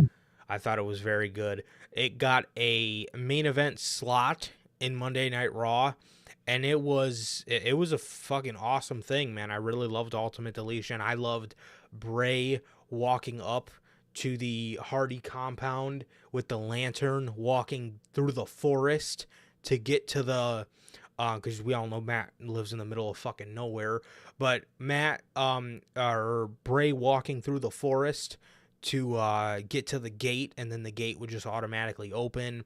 Vanguard 1 would then, spawn down in front of him, and him and Matt Hardy, did they end up making it to the burnt down compound? Or was that one thing in our fantasy booking? I know it was in there for sure. I think was it that had a burnt down compound? Dude, I gotta rewatch that fucking match, man. Me too. Oh, I don't remember. Because wasn't there some kind of burnt down compound in the Braun one? I thought there was one there too. Might have been. I don't remember, man. I really don't remember if there was one in Ultimate Deletion, man. Yeah. I'm not sure. But regardless, this was fantastic. Matt Hardy won the match. He threw Bray into the lake of reincarnation. And Bray Wyatt would come out a changed man. Him and Matt Hardy would team up and call themselves the Deleters of Worlds. Amazing tag name. I love that tag name. They would call themselves the Deleters of Worlds, and these guys would end up beating the B team to get the Raw Tag Team Championships, and WWE would have them drop the titles because they got tired of them pitching creative ideas. Never forget that shit, man. These guys were so passionate about their work. They wanted to make WWE's job easier and write their own stuff so WWE didn't have to worry about it, or at least pitch their own stuff. And WWE got tired of them pitching and took the titles off of them. That's one of the many crimes they committed to this man. It's one of them, man. I can't believe it, dude. They were doing your job for you, and you... I don't get it. Dude, I can't describe how bogus that is. To this day, they took the titles off of these guys for being passionate about their job and wanting to create something special. That is fucking wild to me, but that's neither here nor there, I guess. But dude, it's so heartwarming to hear stories. I don't know if you heard, but after the Ultimate Deletion, Max, between filming, Bray would play with Maxwell, and Matt was talking about how much that meant to him. And at the end of the night, Bray left his lantern for Maxwell as like a gift. And Rebby made a video saying that like Bray for a long period of time was Maxwell's favorite wrestler. And man, just what a guy, honestly. What a fucking guy, Windham Rotunda, man. Seriously, bro. Jeez. So, after this, he would go away. And he would come back in 2019. He was off for like a 6-month period. And a lot of people, thought that man was just chilling at home.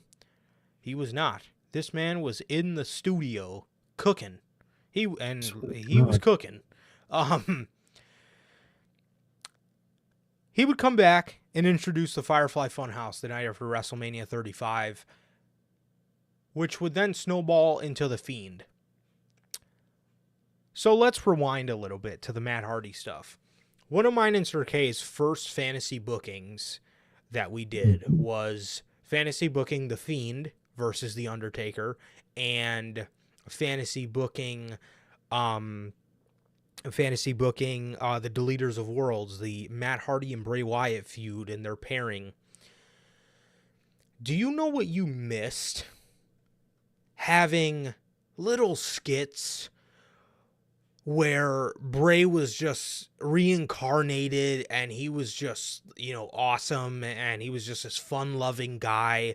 But then maybe one day he's out on the dilapidated boat and he accidentally falls back in the lake of reincarnation, and he almost rewinds the reincarnation and he goes back to his dark self. Then all of a sudden, Maxwell starts talking about the man in the woods. That would have been perfect, man. That would have been perfect. They live in a woods, and on the other side of the fucking woods, it's Jeff's house. He's probably fucking sitting there cutting his grass by hand, like he still does, doing artwork in his grass. Oh, don't worry, it's just your uncle, man. It's 9 in the morning. Trust me, it's your uncle. Oh God, no. Sorry. Go in the house if it's 9 in the morning. Tell him to go to sleep. Please. It's not the man in the woods, man. It's your uncle. Just tell him to go home. But take his keys. They missed no opportunities teasing that shit with Matt Hardy, man. They really did. Oh, dude. And the way like the Fiend was putting like dolls in like Mrs. daughter's crib, the amount of creativity they could have had with Maxwell. Oh my God. Oh man. So perfect. Dude. Oh, especially what the Firefly Funhouse was. It was a kid's show. Yes, bro. Oh, man. fuck, they missed out. We talked all about that, man. If you guys want to go back into the archives and listen to may, maybe that video needs a remaster nowadays. But Maybe. yeah, I don't know if I still have the notebook, but if I do, I I think I do. I maybe we'll do a remaster on that so you guys can, so we can have it up on all platforms for you guys and stuff like that. But who knows, man? Maybe that'll be our next flip in the script.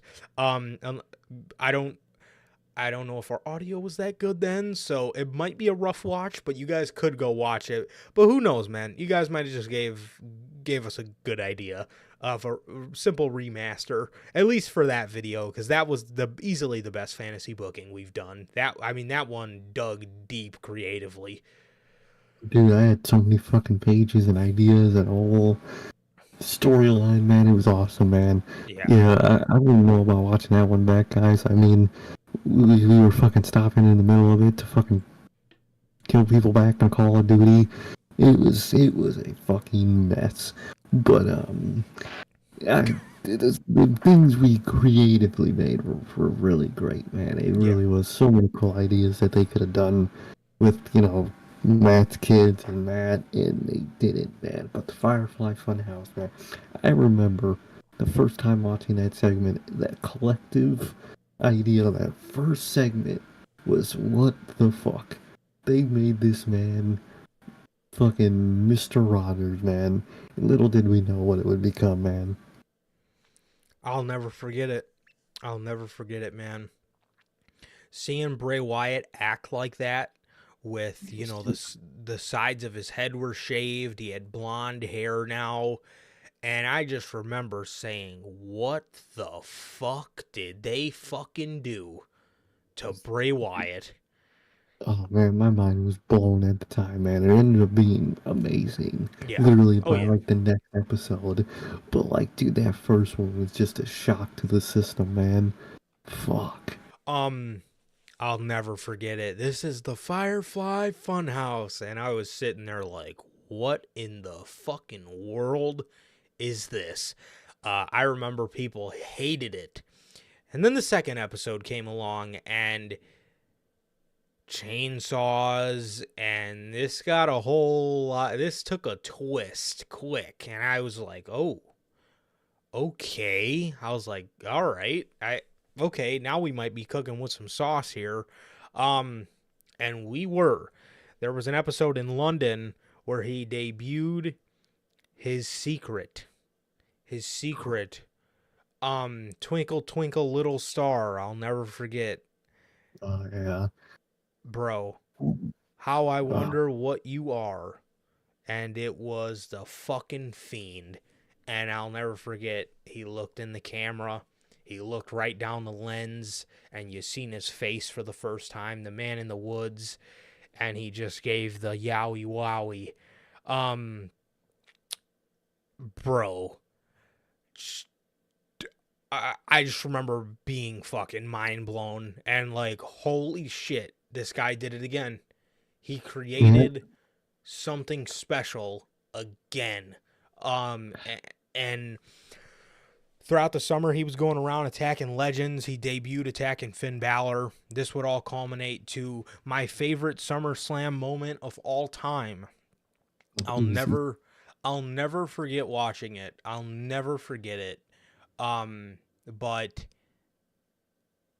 the lights went out, and you started to just hear this song intro, and you just started hearing hurt, heal, and I didn't know what he was saying at first. Sir K pointed it out to me, like when he got down to the ramp, he was like, "Dude, the song is saying hurt and heal," and I was like, "Oh, that's what it is." But I'll never forget, just when, as soon as he came out, as soon as he started to walk, you started hearing Broken Out in Love by Code Orange, a fucking hard Broken Out in Love. And I remember me and Sir K just acting like little children in my old bedroom at my mom's house, just marking the fuck out. I mean, you would have thought we were fucking two kids in the 80s watching fucking Hogan do the leg drop, bro. I swear to God. I just remember just both of us just going nuts. And then there's more. This fucking guy puts the lantern on the apron to reveal the old Bray Wyatt's head. Dude. My dog. And like, Bray Wyatt, Windham, such a fucking, foreshadowing guy. Fucking earlier when the Firefly Funhouse, he fucking used a chainsaw and cut a cardboard cutout of his head off. And Yeah. in his debut, he was holding the head of his former self, man.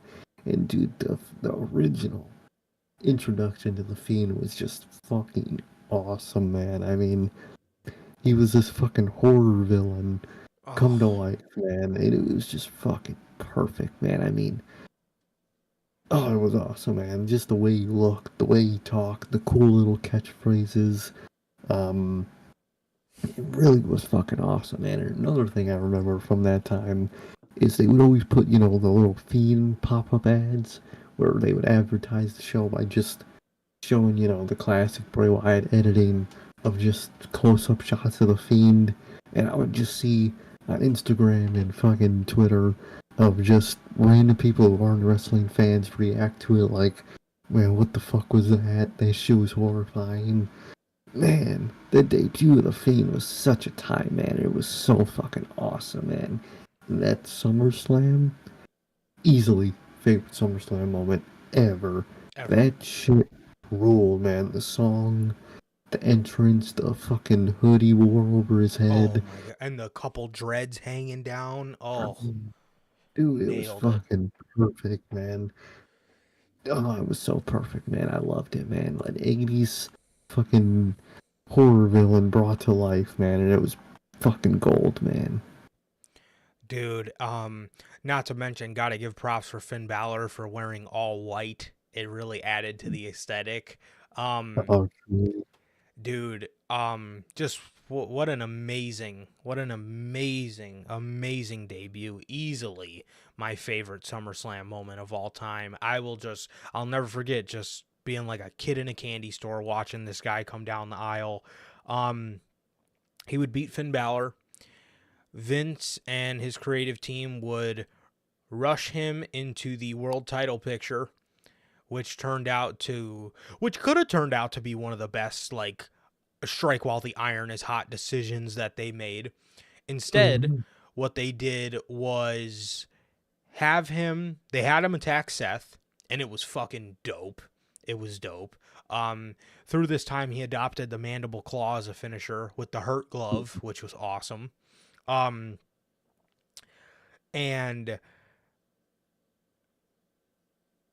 this would lead us to Hell in a Cell. I want to say it was in Indianapolis.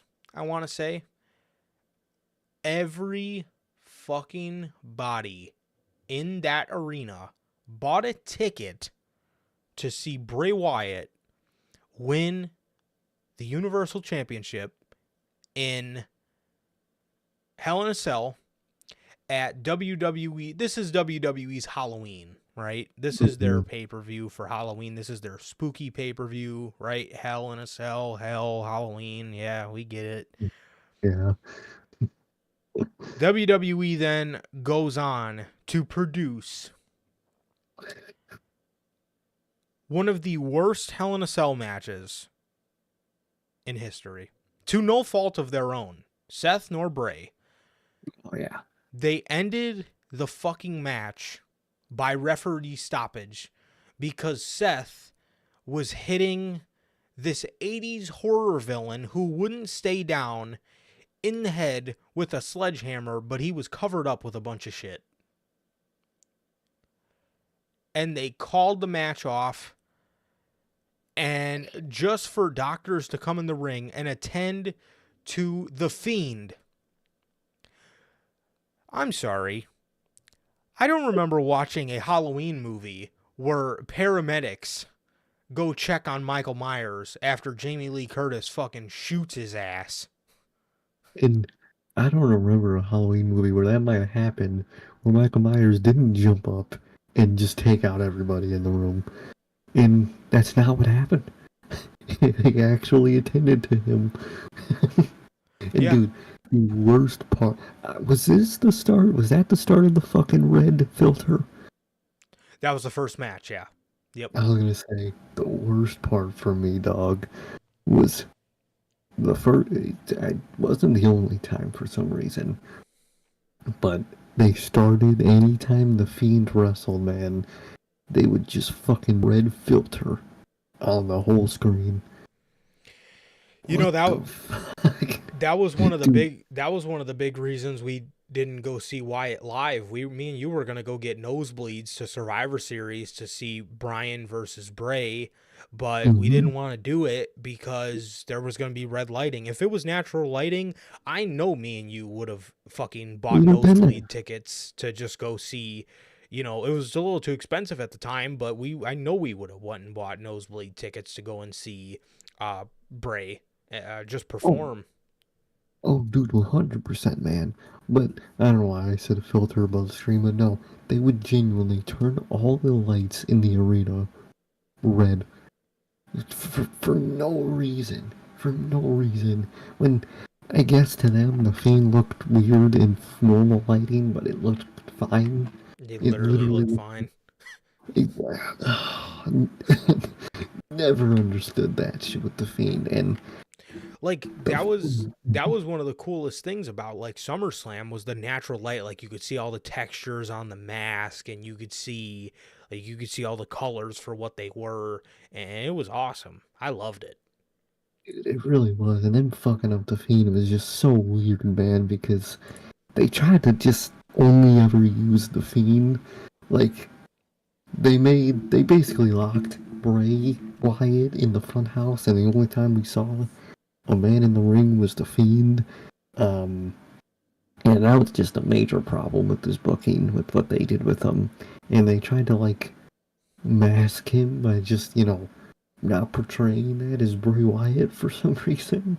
He was a completely separate human being to Vince McMahon, and it was just oh, they fucked it up, man. And it could have been so much better than they ended up doing it. But the start of it was just so good. And then Hell in a Cell happened, and after that, the fans just fucking went sour. Not on the company for fucking up, Bray Wyatt. They put it all on Wyatt himself, man. And I'll never forget that. Hmm. Yeah, they did. They did. I'll never forget it too, dude. I'll never forget sitting here, and we're not even just saying this because now he's passed on, but you guys can watch. You can literally listen to it for yourself. We Mm-hmm. were defending this man with our lives because Exactly.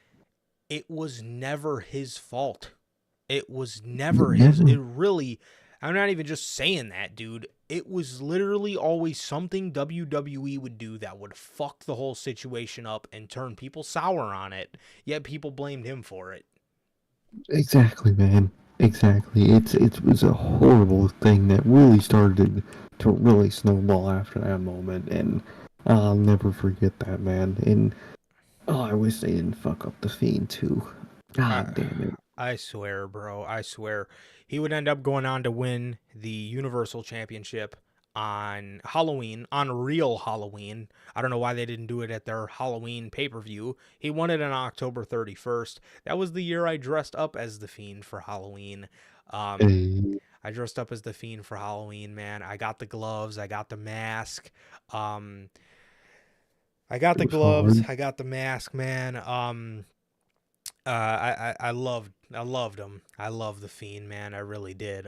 But yeah, so I dressed up as the Fiend on Halloween, man, and I just remember sitting on the bed and just watching after I got off school because obviously it was a Saudi show. Right as I got off school, it was the main event, and um, I remember watching the main event, and literally everybody in school just knew me as the guy who would wear the "Let Me In" hoodie, Mm-hmm. the fucking Bray Wyatt mark. My first couple years of school, I was always wearing the "I Am Fear" shirt, the one he won the WWE title in. And then I was yeah. just repping Fiend shit for the rest of fucking my high school career. So, um, and it was awesome. I remember being so happy that he finally won the Universal Championship. Then he would unveil the Fiend title. A lot of people hate this. I love this fucking championship. I love the textures. I love how it says let in, and in the middle, you know, he used to refer to the Fiend as him. So the title said let him in. I love the textures on it. I think WWE is fucking insane for selling the thing for $7,000. And to this day, man, you guys know I have my display cases with my wrestling figures, man. Absolutely. I one of these years I'm going to get a replica, whether it's by WWE or whether it's by somebody who just creates the championship, somebody who makes custom belts. I will have me a Fiend championship, no question, because I love that belt. I love it. Hell yeah, man. Hell yeah. I was personally never crazy. I never disliked it, but I wasn't crazy about the Fiend title, man. I love the idea of a custom title, like that original, Cult Leader Wyatt custom title Oh, was dope. loved Fucking it. dope as fuck, man. Just like a worn down, ripped leather, looked like the fucking seat of an old shitty car. Fucking title, man. Shit was awesome. And the Fiend title, man, they physically they did it perfectly, man. I mean, it looked great quality wise. Yeah. Never cared for the design personally, but it was awesome to see, man. But it was just a crazy time, man. It really was. It was. I think you might be the first person I think you might be the first person I've ever heard in the middle about it. Either anybody I talk to, either you love the title or you hate it. I think you might be the first person that's in the middle for the Fiend title. But I love it, man. I also love that custom Universal title he made with the buzzards on it. Oh, sick. So fucking heat, dog. I loved it, man. I loved it. But wish we got to see another one on TV, man. It would have been awesome. Absolutely, bro. Absolutely. This would lead us to 2020. 2020, one of the craziest years for Bray Wyatt. Again, started it off with, let's repeat history a little bit, bro. 6 years later, the Fiend comes around for Daniel Bryan. This was their last match of their feud, but the first one being at 2019 Survivor Series. Dude, the strap match, bro. Oh my god. The Fiend, this is the Fiend's best match, 100%. This was a banger. I love this fucking strap match. I loved it. Amazing. Absolutely amazing. Oh, truly, man. Truly, one of the fucking best Fiend matches easily, man. Shit was awesome, man. Loved the Bryan feud, and loved that match, man. Yes, no question. And then, just a few short weeks later, after the Fiend was at an all-time high, fresh off his match with Bryan, then we got to Bill Goldberg. I remember when they announced the match, I said, "Oh, okay, the Fiend's just getting another name under his belt because he's gonna face Cena for the Universal title at WrestleMania." Okay, cool. Then the go-home show, Goldberg speared Bray. So I said, okay, I'm alright with this. Goldberg got the last laugh. So usually at the pay-per-view, that means Bray's gonna, obviously pick up the victory. This is a no-brainer. Why would anybody ever have Goldberg beat The Fiend? And then Super Showdown happened. And he beat him in like 5 minutes. And I just remember being livid. I remember sitting in class the next day and adding Bill Goldberg in a rant where I pretty much told the guy to go fuck himself because he was a piece of shit and he has no place in the wrestling business. And And and it really was. I don't know if you remember that, but it was a I fucking do. it was just I I was just I can't sitting find it on Twitter. I was sitting I was sitting next to our buddy Jose, and I was on Twitter, and it hit me the next morning, and I just started going ham on fucking Twitter, man. Yeah. I was pissed, if you guys couldn't tell. I was so pissed, man. And the next night on SmackDown, Bray Wyatt was there to confront John Cena in what was an epic moment, even though he lost the Universal title the night before, and it broke my heart. The feud with Cena got started, man. But did you want to say anything about this Goldberg match? I could read you your tweet at Goldberg. I found it. Oh my God, you found it already? How'd you scroll that fast? You don't have to scroll. Twitter has a feature that if you go to like the search bar and to search people up, if you just put someone's at like just a keyword, like I just put Goldberg, you can find all your tweets that mention the word Goldberg, and I just found it through that way. Okay, let's hear it. Hey, at Goldberg, don't you think you've done enough, you selfish fuck? do you, do you honestly think that was the right decision to take from the future? Washed up garbage, and you always have been, ever since you came back, and you have no fucking business in a ring today. This is the best part. Retire, gold bitch. One word, gold bitch. I think you sent a tweet after this, too. What time was that? It was February 28th, 2020, 11:47 a.m. Yeah, I was about to get out of class. And then at 11:40, I don't know why this one's, after, shows up after. So this was a tweet before the main Goldberg tweet. In all caps, fuck the main roster. No reason for Bray Wyatt to lose to Ed Goldberg, and then at Vince McMahon and the rest of the butt-fuck ass team wonders why nobody gets over. Whoever defends the biggest creative fuck-up in WWE history is a mindless, stupid bitch. Fuck this company. Classic. Fucking classic. Can you like those so I can look at your likes and find those later? I need to screenshot those. Oh, dude, I'm liking all of them now. Fuck it, dude. Dude, I think there man. was one. He had another one too. The night it happened. Oh, Well, the afternoon, because yeah. it was fucking Saudi. I can't fucking believe it. Add Vince McMahon, you build a goddamn character up just to hands to fucking gold bitch. And hey, add Goldberg, wouldn't you rather put over someone who needs it and help make a new star, you old fuck? Fuck off. Dude, beautiful. Gold bitch. Gotta be put on a t-shirt. There's gold bitch, man. I mean, shit. That's what I had on my mind, I guess. Fuck it, That is golded, man. Amazing. That's hilarious, bro. So, did you have any thoughts on the? I know you got thoughts on the Goldberg match, bro. Dude, it was like that was the moment I gave up on WWE, man, and their product. I just gave up, dude.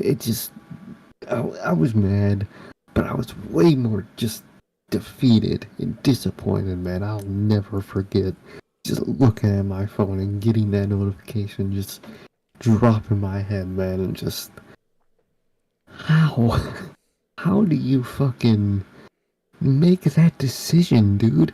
What was that? Was that like a Thursday or something? Wasn't that like a Thursday? Yep. How do you make a decision on a Thursday morning where you're just gonna say, you know what? Let's have Goldberg or like legendarily bad decision, man. Insane, dude. Insane. Never forget that horrible decision. Me neither, bro. Me neither. That was one of the most atrocious things the company's ever fought. In my opinion, and my tweet holds true to this day. I think that was the worst creative decision in company history. I think it was the worst one in company history, man. I really do. I really do, man. Goldberg. And then yeah, he was just done with Wyatt after that, and nothing ever came of it ever again. The Firefly Funhouse match, the John Cena feud in general, dude. The second time around, with Wyatt, with the proper ending happening of Bray, getting the win here. I love this feud. I'll never forget. In the beginning of pandemic wrestling, this saved it. Oh yeah. I'll never forget the segment where Cena was talking about how Bray was I'll never forget when he was talking about how Bray was the most overhyped and all this, and the Fiend was standing on top of that balcony that was in NXT. He was standing on top of it with his hands on the railing, staring a fucking hole like I've never seen anybody stare a hole before into John Cena's soul, with the most eerie music playing. And then Funhouse Bray just yelled something in John Cena's ear. Dude. Oh my God. Oh, dude, incredible. Incredible stuff. I loved all their promo segments, and how Bray was talking about how much that WrestleMania 30 loss affected him and all that stuff. Just amazing. I love that Cena came back around and did this for Bray. And he was the only one that did it. Truly, man. Truly. In a way, it made that moment at that original loss at Mania 30 to Cena, it made that moment better because, maybe it happened for a reason, man. I mean, the year after that decision definitely shouldn't have been made. But maybe the one with Cena, happened for a reason, and we did get that feud out of it. And so that was like really awesome, man. I loved that feud.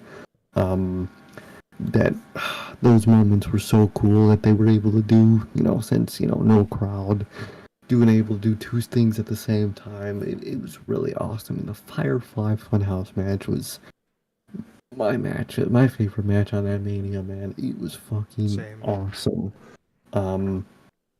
Damn, just the way they did it, going through Cena's past, man, going through their past together, the NWO jokes, it was fucking awesome. When did it start? Okay. Do like the last 15 seconds of what you just said. It was really good, man. It was really awesome. And I'm glad we got to get an end to that feud. That was a restart for that feud, man. And I think it was really awesome that Bray got the win in the end. Absolutely. The Firefly Funhouse is probably one of my favorite cinematic matches of all time. Probably my favorite cinematic match of all time, personally. I love the complete dissection of John Cena's career and his life, and just completely, like I said, the complete just dissection of that man, and breaking down his mind just for him at his lowest moment to get attacked by the Fiend, getting revenge for the, when he wronged him 6 years ago. Amazing. I loved every second of this. After this summer would lead into the Braun Strowman feud. The Braun Strowman feud, man. I thought this was a really solid summer feud. I thought this really helped Bray get back on his feet after the loss to Goldberg. Maybe not completely, but it was a step in the right direction. He was, the guy on SmackDown. I've said it for years, but this feud didn't bother me at all. I know a lot of people deathly hated this feud. This feud didn't really bother me at all. We got the swamp fight out of it. Were the matches great? no, but what did you expect? The No. storytelling they told, though, I really enjoyed. I really enjoyed hearing the swamp fight. I loved it. I loved it. I thought it was awesome. Um, I just love the creative nature of everything that they did in 2020. And a lot of people did stuff like that, and a lot of people nailed it. Um, and it was great, man. It was great. But yeah, Bray. I thought Bray and Braun did a really nice cinematic match. I really liked it a lot. Exactly, man. There was moments in the feud that were hilariously bad, like fucking Braun Strowman, his fucking face up on the camera, talking to Wyatt in an overly deep voice, angry, and he fucking pans out and he's fucking bald. Never will ever forget how bad that was. It was hilarious. You just saw his eye, and he was talking in this deep voice, just fucking mad as fuck. And he's just bald when he pans out. Horrible, man. It was horrible, and it was hilarious. Um, dude, what were his pants? I remember we were joking a lot about his pants at the time, too. What was he wearing? Oh, he had He was those wearing, baggy like camo fucking. He had like those baggy camo work pants. yeah, it looked like he was fucking going on a job site with those fucking pants, man. Um, but I really did like their cinematic match that they had, the swamp fight. I liked it a lot. It had a lot of cool elements and callbacks, and I loved when he went back into the character. Ooh, another thing before the swamp fight is when, in that little vignette segment, Oh, he returned as the fucking the cult leader, man, and that line. This is probably my favorite line from that whole feud, man. When he fucking pans out the camera and he just says, "You look like you seen a ghost." Ooh, that shit was so dope, man. oh, That shit was so dope, man. Um, that shit was awesome. Fucking loved every bit of that moment. And for the swamp fight, I really liked it, man. I remember a lot of people were shitting on it, man, because that was the era where everybody hated everything Wyatt did. yeah. Um, but dude, that shit was goated, man. I loved it. Loved the moments where he was the cult leader again. Loved the switching of characters in that. I don't know. One part I always remember for some reason was the part where just those random guys just started beating up fucking Strowman. Hmm. Like, they just came Yeah. from nowhere and were just whooping Strowman's ass. We never saw him again. And I really liked it, man. I think they did really well with the swamp fight, man. I'll always look back fondly at it. Definitely, man. He would go on to SummerSlam. Well, at we pretty much got the three faces of Wyatt at the time. We got Firefly Funhouse Bray versus Braun at Money in the Bank. Extreme Rules was the cult leader Bray versus Braun in the swamp fight. And then at last, at the end of the swamp fight, we got Braun throwing Bray in the swamp, and up came the Fiend from the water. So that was obviously the direction they were going next.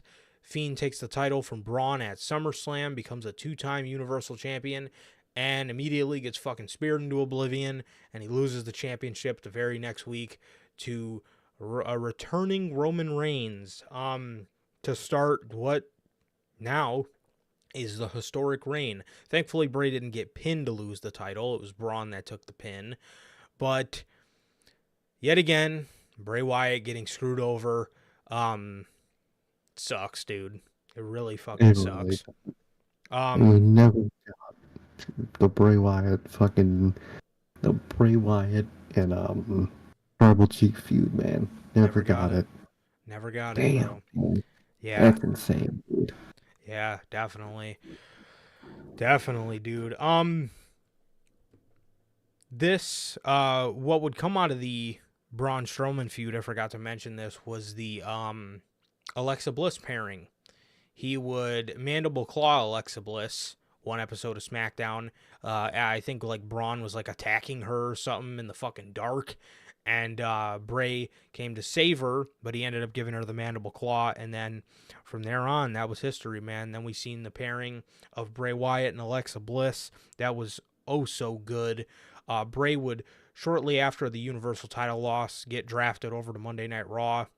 Another horrible move for his career. He always does better on SmackDown. It's just a historical fucking it's just a historical stat at this point. He would then confront Randy Orton, and they would revisit their feud. We all thought he was going to right another wrong. Randy Orton burned him, and then he would go on to have a voodoo magic feud with Alexa Bliss while the Fiend was out being burnt. He would return at Fastlane 2021 as the Burnt Fiend to set up the match for WrestleMania 37. Me and Sir K said it then. He would not be able to wrestle in that. And what happened at Mania 37? Wyatt. I think reports had came out too that Wyatt knew he wasn't going to be able to wrestle in that, and he told them that, but they still wanted the Burnt Fiend, and that was what happened. So at WrestleMania 37, he walked through a hallway and he wasn't burnt anymore. And then he proceeded to go out there and fucking lose because of Alexa Bliss distraction, because she had black goo pouring off of her head. He would turn around and do an RKO, and the Fiend would lose clean to Randy Orton, and Randy Orton ended up winning the feud as an entirety.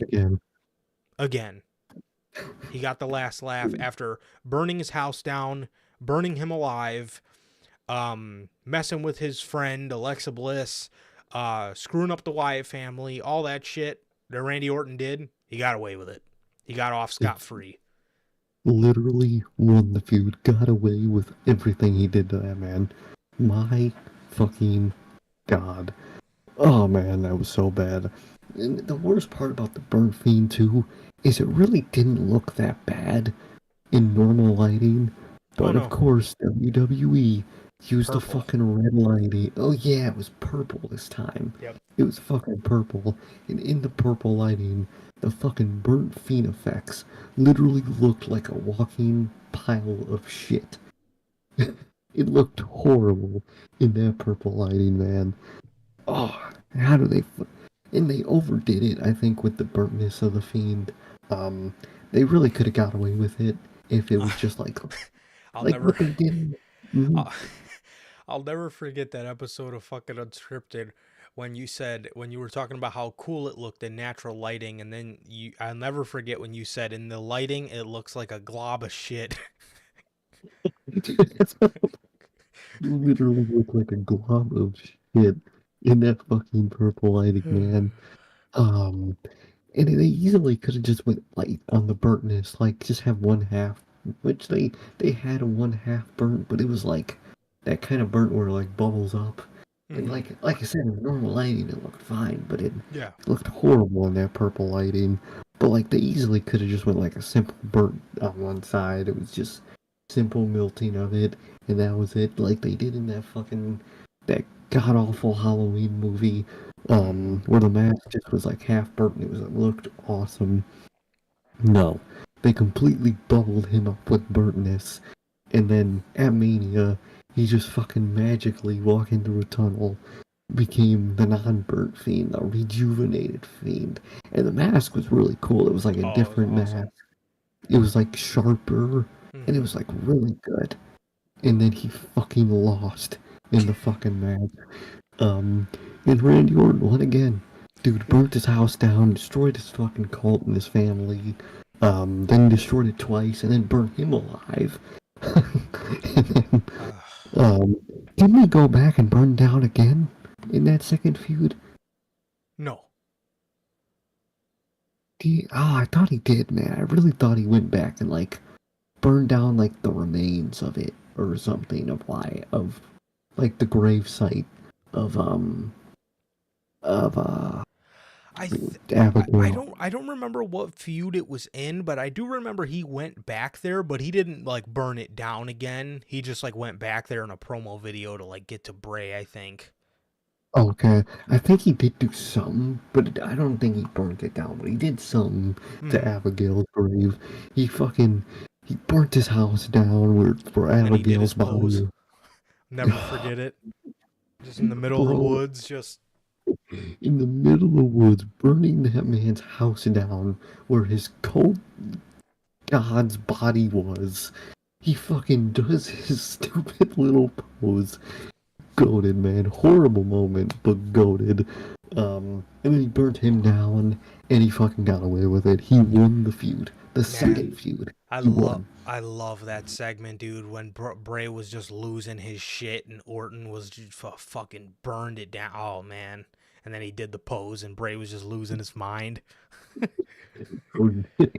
Was in front of a burning building. Hilarious. Hilarious, man. Goated. But he lost the fucking second feud, man. Why? Why? After this, man, the next night on Raw, he would have a Firefly Funhouse where he was screaming about how he feels alive. And I'll never forget, bro, one of my epic rants, man. One of my epic rants that night, man. He said, I feel alive. And I remember on Unscripted, I said, I feel fucking dead after watching that. Literally, bro, they had that man lose. And the next night, they go out there and tell that man, oh, just say you're fucking rejuvenated, man. Like, what? Oh, and man. After this, later that year, Bray Wyatt would be released from his contract. He would be released from his contract in the WWE. This would lead to a ton of AEW speculation. After Punk came in, he put out a photo of Punk and Bryan facing off against the Wyatt family and simply titled the caption, Brody would hate to see us fighting. He would do that. There was a ton of AEW speculation. Full Gear. I remember Adam Page. He sent out a bunch of tweets that seemed very, very direct at Adam Page, which led to a lot of speculation that he would show up in AEW, man. But I have a feeling I know what you're gonna say, and I'm gonna let you go ahead and bury me. Oh my god, this fucking man. From the time that fucking Bray Wyatt was released to the time he was rehired by WWE, in between that, every single AEW pay-per-view, this man would fucking swear that Wyatt was gonna debut. And every time he's like, dude, this time for real, he's gonna debut. And it never fucking happened. I thought it was gonna happen at some point, and then I gave up because I was like, it's never gonna fucking happen. And every time this man, dude, it's gonna fucking happen. This pay-per-view, it's gonna happen. He's gonna appear. And after every one of those pay-per-views went off air, you would say, oh, next time. Next time. It was hilarious, dude. I'll never forget that. Well, Sting didn't make it easy, man, when he said that one line at Revolution 2022 run. Dude, they were making. I think they thought they were gonna get him, and then WWE got him back again, and then fucked him up again. But I think they thought he was gonna come in. That's why they were making those teases, because they made teases, and sadly nothing ever happened of it. And at this point, the way his return went, I wish he did, man, because he'd have been able to been grounded the whole time. And I think he could have really pulled it off. Man. A lot of AEW fans hate Bray Wyatt, but I think if he would have came into AEW, I feel like there would have been a lot less like theatrics, and I think we would have just got like an incredibly grounded version of him. Honestly, like just like how he first was when he came back.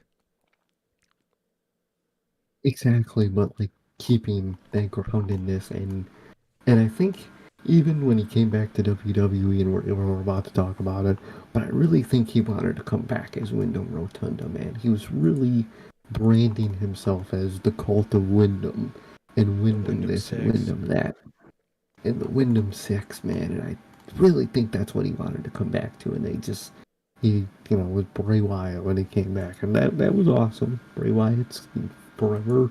He has the legacy of the GOAT, man, but I don't think that's what he wanted to return to, man, and it sucks that we'll never get to learn if that's true. So something happened in 2022. Vince left, and he left Yeah, the pen for Paul Levesque, and you knew from the moment Triple H took over, it was only a matter of time until Bray Wyatt came back. This would lead us up to the White Rabbit campaign. Boy, was this fun. Who I killed the like it. world? You did, bro. Revel in what you are. Feed your head. They brought us down the rabbit hole that would lead us to Philadelphia. Extreme Rules. The Fight Pit match is done. Matt Riddle and Daniel Cormier and Seth Rollins go to the back. And all of a sudden, the lights go out, and you just hear it. He's got the whole world in his hands. As they go around the arena and they show the family, the new family, they show the puppets have came to life. Ramblin' Rabbit, Mercy, Abby, the Burnt Fiend Head, Huskus. They showed them. They showed them all throughout the crowd.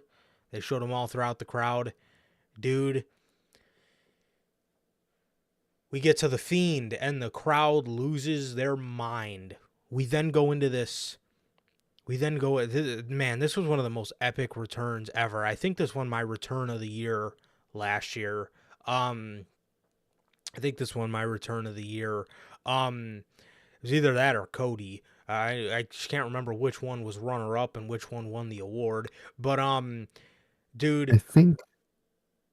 Oh, well, I think one of us had Cody and the other had Wyatt. I think so. There, let's see. Oh yeah, I could just go to Twitter and look. Okay. Yeah, mine was Bray Wyatt, and my runner-up was Cody. And let me see. I know Cody won one of them. I think. Oh no, he didn't. He won runner-up for both. I knew he won Moment of the Year or Return of the Year, but actually he didn't win either of them. He won the runner-up for both of them. Damn. So, yeah, that was my Return of the Year last year, bro. And wow. We then go into this creepy little shot of the Firefly Funhouse with cobwebs all over it. I'll never forget being on the phone with Sir K, and we were just marking the fuck out.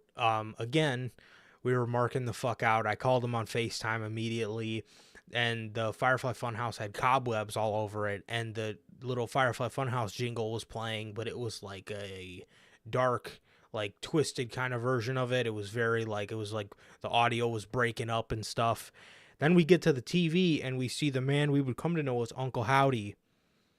He asks, "Who killed the world?" You did. As we would see the door with the vines all over it, and the door would bust open, and the man would walk out, and the lantern would strut down the aisle once again. The lantern would float down the aisle once again and lead Bray Wyatt home. He would come out with the Uncle Howdy mask, take it off, say, "I'm here," and he would blow the lantern out. And then we seen the Wyatt logo, the moth logo. And my God, was that a special night, man. Was that a special fucking night. Amazing. One of my favorite returns of all time. That return was epic in every fucking level, man. Oh, dude, it truly was, man. I loved everything they did with it. I loved the White Rabbit, fucking down the rabbit hole.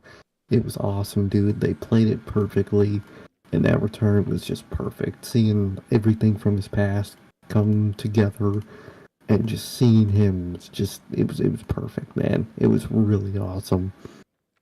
It was, bro. It was, man. This would this would lead us to a feud with LA Knight. With LA Yeah. Knight, everybody when this first happened was like, I don't know about this. I don't know if this is going to Mhm. work. And this is one of Bray's best feuds. He is Yeah. LA Knight. Bray Wyatt is LA Knight's greatest rival, in my opinion. Um, this Yeah. feud put LA Knight on the map. This feud served its purpose, man, as just one of the best things going on that on late last year SmackDown. Amazing on every level. The promos they did, LA Knight's reaction to the stuff Bray Wyatt did, LA Knight kind of throwing Bray Wyatt back over the edge, and Bray's returning promos when he first came back. Oh my God, amazing. Grounded Bray, just talking about him, just being him as a person. His character was Windham Rotunda. That was his character, Hmm. man, and it made for great television, man. I love the promo where he's backstage and the theme song's playing over him. And one of the hardest lines, bro, is he says, "I know who you are. I know why you're here. I know what you're trying to do, and it's not gonna work." Damn, dude, I loved it. I Yeah, loved it. or the part where he says, "Along this journey, I'm going to do horrible things, and I'm not gonna feel sorry for any of them." Loved it, man. Oh, Loved it. I loved that returning Bray Wyatt, man. I loved the groundedness, man. I loved it was really just awesome, man. How the character, how he wanted to be such a good person this time, but the Bray Wyatt was such a horrible person, but he tried so hard to be good, man, and he couldn't do it. Loved it, man. I loved every bit of it, man. I really wish they kept it up with the groundedness, man. absolutely. This would then lead into the introduction of Uncle Howdy. The first time we seen Uncle Howdy, bro, Hmm. when we seen the silhouette and we just hear howdy, bro, I marked out. I thought that was That shit was sick. awesome. And I wanted Uncle Howdy to kind of stay as just the like the Sister Abigail type character, the character that kind of just like overseed him, but we never seen him physically. Um, Hmm. I would have loved that. I would have loved that, man. Similar to how like all of this stuff just kind of existed in Bray Wyatt's mind, like Sister Abigail just existed in his mind. The Firefly Funhouse just existed in his mind. And I would have loved if Uncle Howdy just existed in his mind too. Or the first time we seen Uncle Howdy cut a promo, man, where he tells Bray, um, to revel in what you are. Love it. I'm wearing the shirt, bro. Yeah. Amazing. Amazing, dude. I loved uh like the first couple Uncle Howdy things, but as we seen Uncle Howdy as a physical person, um I think Howdy should have just brought Bray's brother back to WWE, and just gave him Bo, and not Bo Dallas dressed up as somebody named Uncle Howdy. I would have liked that, but I would have liked that a lot, but that's not how things went. And from here on out, man, unfortunately things yet again got sour for Bray. We would then go into the pitch black match, which the end of it theatrically was cool, seeing the puppets kind of hang over the ledge, but it really didn't amount to anything. Um, and then we would go into a Bobby Lashley feud that went nowhere. We seen the Muscle Man dance again, and we started to see them go back to old shit. And we found out the reason why is because Vince didn't see no money in Bray Wyatt. He seen money in The Fiend and all the marketing that went along with him. And then he was off TV. And that was it. And that was all she wrote. Yeah. Tough, man. It's tough to see, man. It's hard. It really is. The ending, always with WWE, it always ends up sour. They always never know what to do, man, and they didn't this time again. Vince McMahon made him bring out all his old gimmicks again, and and that was the last time we ever seen him, man, and it sucks to see, man. It really is. There was great moments before he went, man, and it really was awesome moments, and at least we got to see him. Man. And that was the end of Bray Wyatt's career, man. Sadly, we all had that feeling that he was going to return soon, man, and sadly he will not, man. But he'll always be there in all of our memories, man. And it was through the ups and downs, man, and those downs were down, man. But I wouldn't take any other career for the world, man. It was awesome. It was amazing to see. I'm glad I got to witness every up and down, man. And what a legendary career. What like the title says, man. What an illustrious career, man. From the ups to the downs.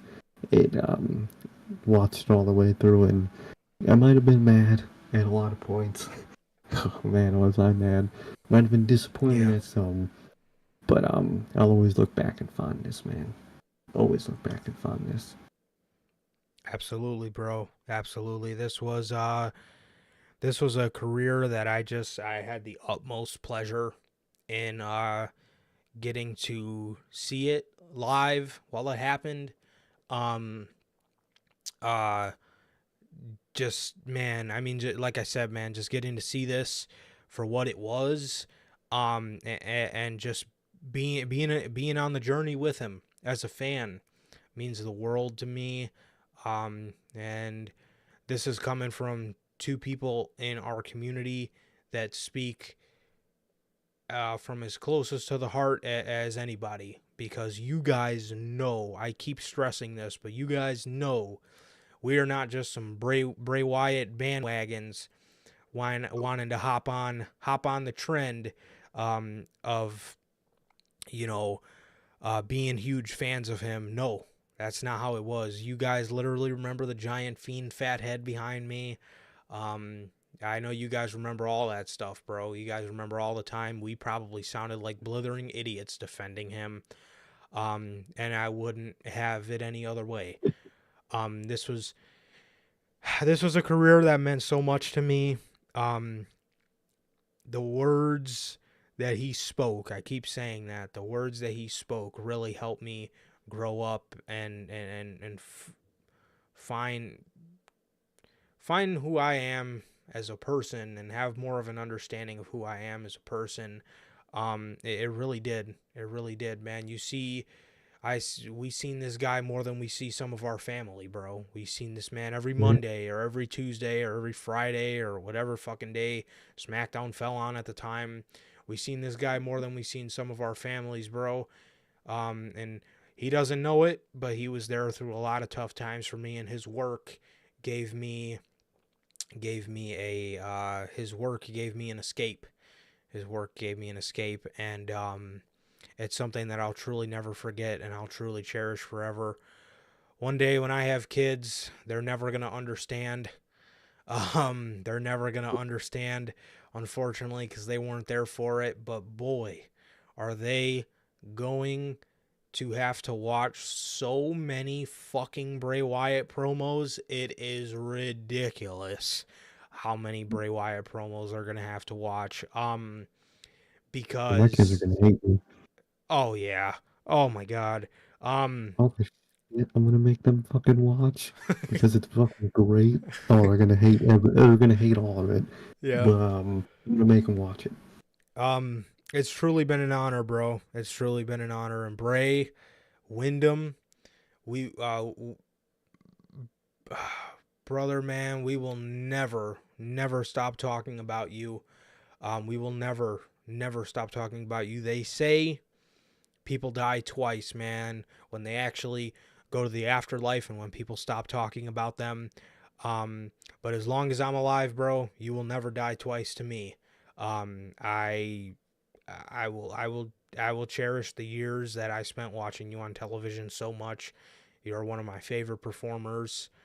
Um, and you've done so much for me, man. You've done so much for me. You don't know it, but you've done so much for me, man. You are on my Mount Rushmore, and you will stay there forever, as will the other the other three guys. You will And one of stay them there might get forever, booted. man. What's up? Exactly. And one of them might get booted pretty soon. But Uh, I might get booted from Tony Khan's Mount Rushmore soon. we'll talk about that on Friday, man. But truly, Um, man. Mhm. man, crazy. Truly, man. It really is, man. But thank you to Bray Wyatt, Windham Rotunda, for the career you gave us, man. For wouldn't take it for anything else in the world, man. I'm gonna watch it back with all the memories, and I'm gonna enjoy every bit of it, even the parts that weren't great and they shouldn't happen or should have happened differently, man. I'll always cherish watching his career, man. And thank you for giving it to us, man, and giving me something to, you know, distract my life to or fuel creativity to. Thank you for all of it, and thank you for the career you gave us. And I'll always remember you and cherish your career, man. So thank you so much.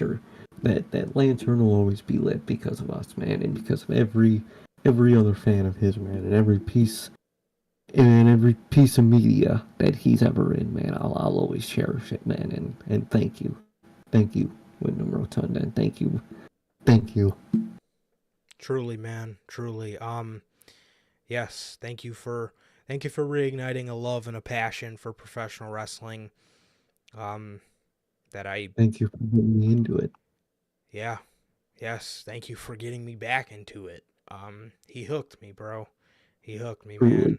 Um, amazing, amazing, bro. Yes. So one last time, man.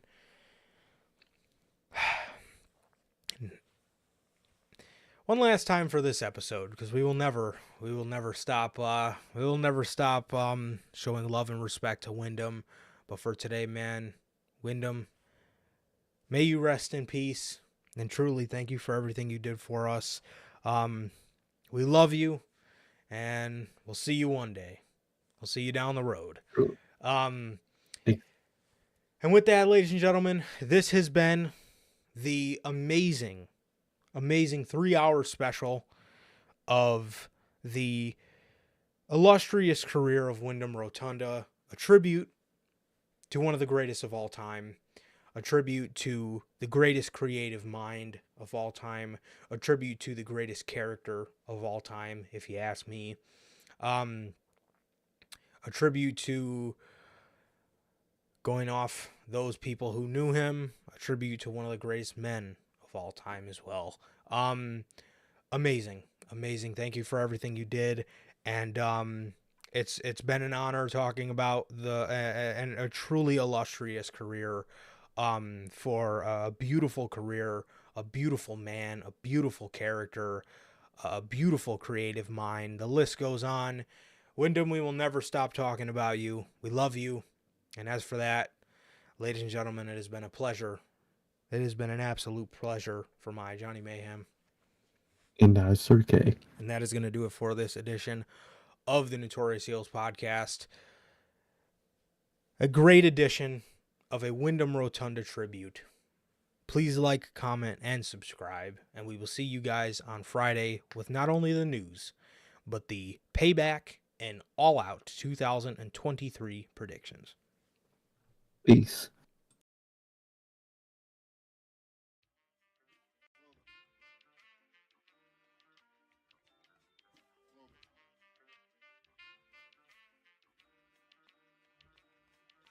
I used to get deals on the bitch. Now I throw shields on the dick. to stop me from that HIV shit. And niggas know they soft like a Twinkie fillin', playing the villain, prepare for this rap killing. Biggie Smalls is the illest. Your style is played out like Arnold when that what you talking about, Willis. The thrill is gone, the black Frank White is here to excite, throw dick to dice. Bitches are like I'm brainless, guns are like I'm stainless steel. I want the fucking fortune like the wheel. I squeeze cats till my clips is empty, don't tempt me. You don't want the fuck Here I am, I'll be damned if this ain't some shit. Time to spread about the lyrics over harmony grip. It's the mood killer death trap. Yes, I'm a jet black ninja. Coming where you rest at, surrender. Step inside the ring, use the #1 contender. Looking cold booty like your pussy in December. Nigga, stop bitching, button up your lippin'. From method, all you gettin' is a can of ass whipping. Hey, I be kicking. You son, you doing all the yapping, acting as if it can't happen. Your frontin' got me mad enough to touch something. You want from Shallon, Allen, and ain't afraid to bust